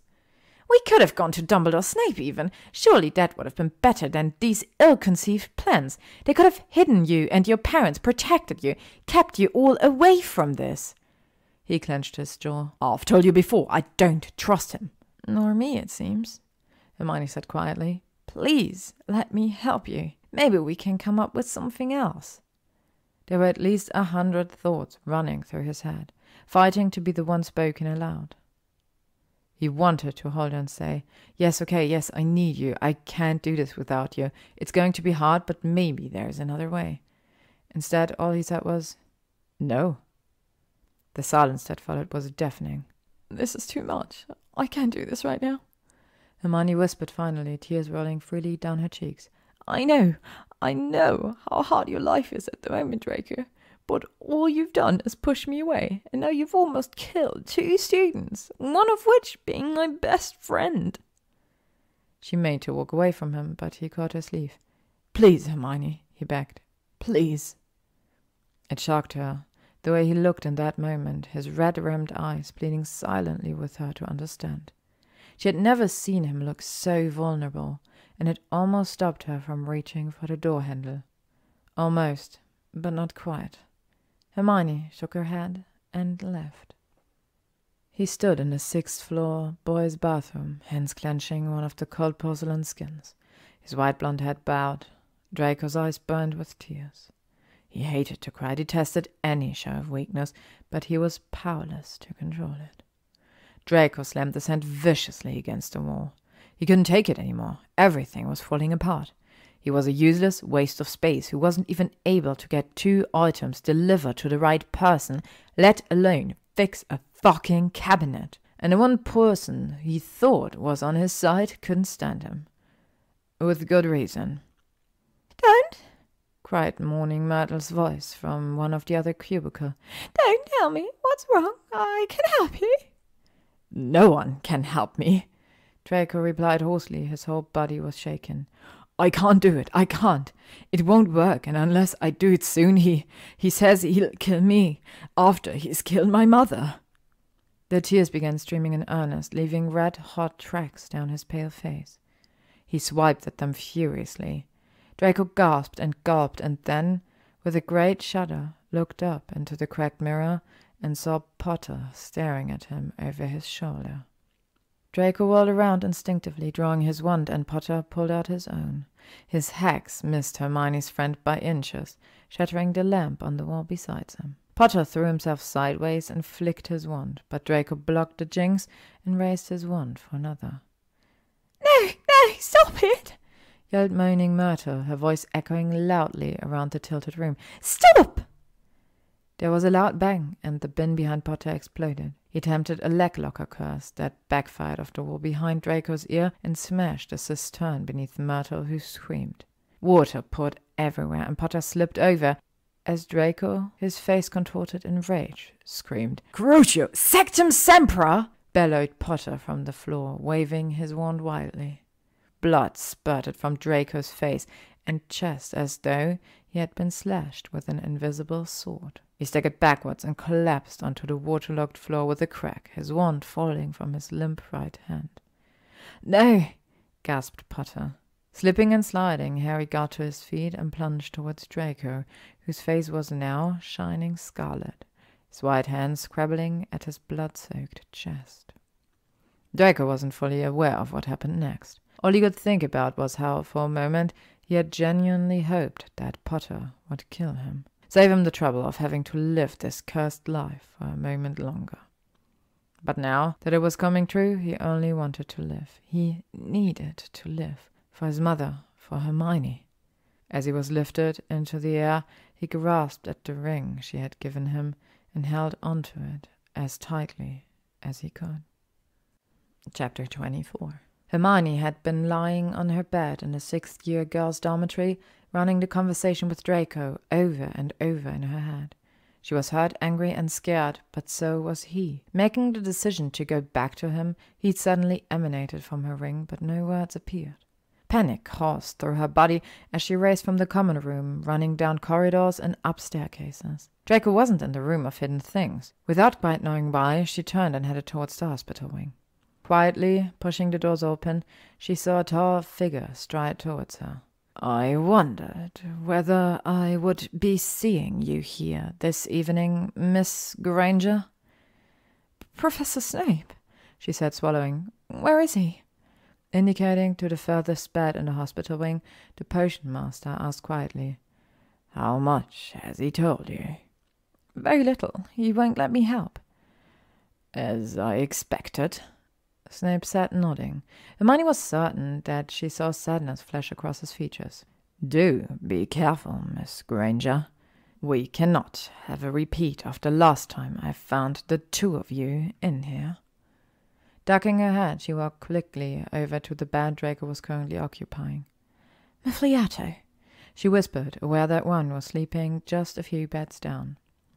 Hermione ran her fingers carefully across his forehead, brushing his fine hair back into place. She could see that his injuries were extensive. There was a strong smell of dittany in the air, and bandages covered his torso and arms. Draco, Draco. She repeated his name over and over like a prayer. I'm so sorry. I was coming back for you. I shouldn't have left. A small sob left her mouth. You needed me, and I left. He trembled, and his eyes shut open. What? Where? He reached out, then winced in pain. Hey, it's just me. Don't move too much. Hermione summoned a nearby chair and pulled it close to the side of the bed. What happened, Draco? Knowing the painful position it would put her in, he shook his head. They could talk about it later. Soon. I'll tell you, he croaked. I'm sorry for pushing you out for everything. I'm just so scared. I'm so fucking scared all the time. Will you tell me what you're doing? She asked hesitantly. His eyes fluttered shut, and for a moment she wondered whether he had fallen asleep. I'm trying to mend something for for him. Why? What is it? It's just a cabinet, and I don't know why. He said one truth for one lie. Hermione nodded slowly, deciding not to push him farther. He leaned his forehead against hers, wishing the pain wasn't stopping him from wrapping his arms around her. You're everything to me, Hermione. I don't exist without you. You'll never have to. We're always going to have each other, Draco. Thanks to Snape's countercurse, he recovered relatively quickly. It was only a few days before he was able to leave the hospital wing. When Hermione found out it was Harry who had cursed Draco with the unknown Sectum Sempra spell, she was beyond furious. It was a particular challenge trying to suppress this to an acceptable level of annoyance in front of her Gryffindor friends. Although Draco's schedule in the Room of Requirement had recently intensified, he was happy to help relieve her frustrations. It was a few weeks later when Hermione's ring warmed her finger and she saw a message flash up. Library, 6 p.m. After dinner that evening, she went directly to their quiet corner of the library. Draco was murmuring incantations under his breath and smiled proudly when he saw her. "Protective enchantments," he explained, "so no one will stumble upon us." "Very clever," she laughed. "Why are we here rather than in the Room of Requirement?" His wand hand faltered almost imperceptibly. "Oh, I just needed a change of scene." She nodded and glanced around the space in surprise. He had been impossibly sweet. There was a large picnic blanket placed in the middle of the book-lined corridor, and fairy lights scattered amongst the shelves. With another flick of his wand, Draco summoned a variety of food from the school kitchens. "Don't worry," he said. "I offered compensation to all house elves involved." Hermione laughed. "I love you." His smile widened, and her heart leapt at the sight. They sat together, ate the perfectly prepared food, and talked about normal things. It felt freeing. All the topics of death and disaster were forbidden topics of conversation. When they had finished the meal, he tilted her chin to his and claimed her mouth, his tongue sliding agonizingly slowly against hers. Draco maneuvered them until he pinned her to the floor, his chest pressing into hers, and their kisses became increasingly desperate. Nipping and licking down her neck, he slipped a hand under her shirt, inhaling sharply when he realized she wasn't wearing a bra. Rolling her breasts beneath his large hand, she arched back in pleasure. He interspersed massaging them with gently flicking her pebbled nipples. Draco sucked her collarbone, leaving marks along her skin. Hermione's breathing faltered as she ground her hips against his, the friction from the remaining clothes making his erection almost painful. She reached down to grasp his hard length as he pushed his trousers off. Their kiss became rougher and more desperate as she stroked him slowly. A guttural groan tore from Draco's chest. She pumped him in her fist and tightened her grip, brushing her thumb over the head of his cock. "Hermione," he breathed, his head falling against her chest. As he continued, he pushed his hand under her skirt and into her knickers, cupping the heat between her thighs. He slid a finger between her slick folds, and she trembled as his thumb rubbed her clit in light circles. Draco watched her closely as he added a second finger and pushed them deep inside of her. She let out a cry of pleasure, her body tingling with warmth as he curled them against her front walls. "Oh my God, Draco!" she moaned. They both watched their hands, one pumping up and down, the other in and out. Hermione murmured, Can I try something?" He nodded, swallowing as she moved down his body, leaving a trail of hot kisses on his skin, and reached his aching cock. He almost forgot how to breathe as she brushed her tongue over the sensitive tip before taking him slowly into her mouth. "Fuck!" She moved gradually up and down, her tongue curling along the silken length. She looked up at him, eyes wide, and lowered herself until he brushed the back of her throat. He saw her body stiffened and arousal dripped down her thigh, knowing she was causing his reaction. "I need to be inside you," he groaned loudly, pulling her up and gripping her hips tightly, repositioning them so she was beneath him. Draco pushed her thighs apart with his knee and guided himself to her core. Clenching his jaw, he watched himself enter her and rocked slowly forwards. "You are mine," Draco growled as he thrust faster. Hermione gasped, her hips bucking against him, pleasure building within her body. "I'm yours." "Mine," he repeated firmly, rubbing her clit with his thumb. Her mouth opened in a silent scream as heat pooled in her abdomen. Draco pumped further into her as she clenched around him. Her body shook and toes curled, muscles jerking with each aftershock. He groaned as her walls squeezed tightly, his thrusts becoming frantic, and he spilled into her. Trembling in the aftermath of his release, Draco collapsed onto Hermione's chest and held her close. Neither moved for a long while. "Mine, mine," he murmured over and over into her skin. Her eyelids fluttered. "I'm yours, Draco. Always." "Whatever happens?" "Always," she repeated gently. Hermione woke abruptly in the dark library. Shivering, she reached over to pull Draco closer, but couldn't find him. Her heart pounded. Something felt wrong. Grasping blindly for her wand, she whispered, "Lumos." The space beside her was empty. Chapter 25. She leapt to her feet, looking frantically around the darkened room. Draco was nowhere to be seen. The only remnant of their evening together was the blanket they had slept on. Everything else had been removed. On shaky legs, Hermione ran to the doors of the library. She could hear shouting out in the hallway. "Hermione!" Ron screamed. "Hermione!" She raced towards him, and he grabbed hold of her shoulders. "Where have you been? Thank Godric you're safe." "Safe?" she choked. "What are you talking about?" Ron shook his head. "Not here," he said. "Come with me." As they entered the hospital wing, Ron caught her hand with his and gave a weak smile. Hermione had to hold back a gasp as she nodded in the direction of one of the beds. Bill lay propped up on pillows, and she could see a deep red gash sliced across his face. Before she could move towards him, she was enveloped in a crushing hug. Ginny held on to her tightly. "I've been so worried about you," she cried. "I'm really sorry, Gin. I didn't know," Hermione mumbled. "What's happened?" Ginny stepped back and looked at the group that had formed around them. The entire Weasley family were present, as well as Lupin, Tonks, and Harry. "That's what we were just about to discuss," Harry said, giving her shoulder a reassuring squeeze. There were suddenly so many voices talking at once. Hermione struggled to piece all of the information together. From what she could gather, Draco had left her in the library to allow Death Eater's entry into the castle through the cabinet he had been attempting to fix, the one in the Room of Requirements. A battle had ensued once the Order and the DA had been alerted to intruders. This gave Draco the opportunity to slip away and complete his task. Eventually, Harry's voice was the only one remaining. He said that he had heard fear in Draco's voice as he confronted Dumbledore, and maintained that he was lowering his wand before the other Death Eaters arrived. In the end, it was Snape who had killed their headmaster. Silence fell, and Hermione's breath became shallow, like short, panting gasps. Her vision blurred and her fingers tingled. She felt as though her heart might burst from her chest as she sank slowly to the floor.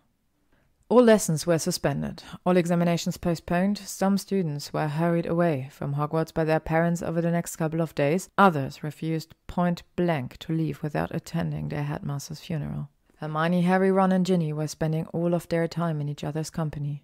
The beautiful weather seemed to mock them. Hermione could imagine how it would have been if Dumbledore had not died, if Draco hadn't abandoned her, and they had this time together at the very end of the year. The feeling of betrayal was one of the hardest to endure. It caused physical pain, as though her heart really had been broken in two.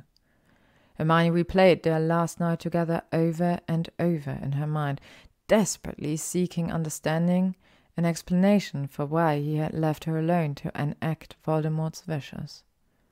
She ruminated constantly about the unknown. What could she have done differently? Were there questions that should have been asked? Conversations that should have been pushed? What if she had done what Draco asked her not to and confided in Dumbledore? Could she have prevented everything that had occurred? Guilt hung heavy in her stomach. Amongst the emotional upheaval, Hermione was also scared for Draco. Whilst the task was fulfilled, he was not the one to commit the unforgivable act. She could only assume that Snape had taken him back to the manor. Would he be punished or celebrated? In an attempt to escape the pain, Hermione threw herself into researching the Horcrux that Harry and Dumbledore had retrieved from the cave. As hard as she tried, and as many hours as she filled, she couldn't figure out what R.A.B. might stand for. It was a beautiful funeral. Hundreds of mourners arrived to pay their respects and honor the late Albus Dumbledore. Hermione's tears had flowed readily until her eyes burned, and she wasn't sure who or what she was crying for anymore. When she, Harry, and Ron finally had a moment alone, they were standing in the grounds looking up at the castle. "I can't bear the idea that we might never come back," she said softly. "How can Hogwarts close?" "Maybe it won't," Ron mused. "We're not in any more danger here than we are at home, are we? Everywhere's the same now. I'll even say Hogwarts is safer. There are more wizards inside to defend the place. What do you reckon, Harry?" "I'm not coming back, even if it does reopen." Ron gaped at him, but Hermione smiled sadly. "I knew you were going to say that, but then what will you do?" "I'm going back to the Dursleys once more because Dumbledore wanted me to," Harry replied. "It'll be a short visit, and then I'll be gone for good." "But where will you go if you don't come back to school?" "Then I've got to track down the rest of the Horcruxes, haven't I? That's why he told me about them. If Dumbledore was right, and I'm sure he was, there are still 4 of them out there.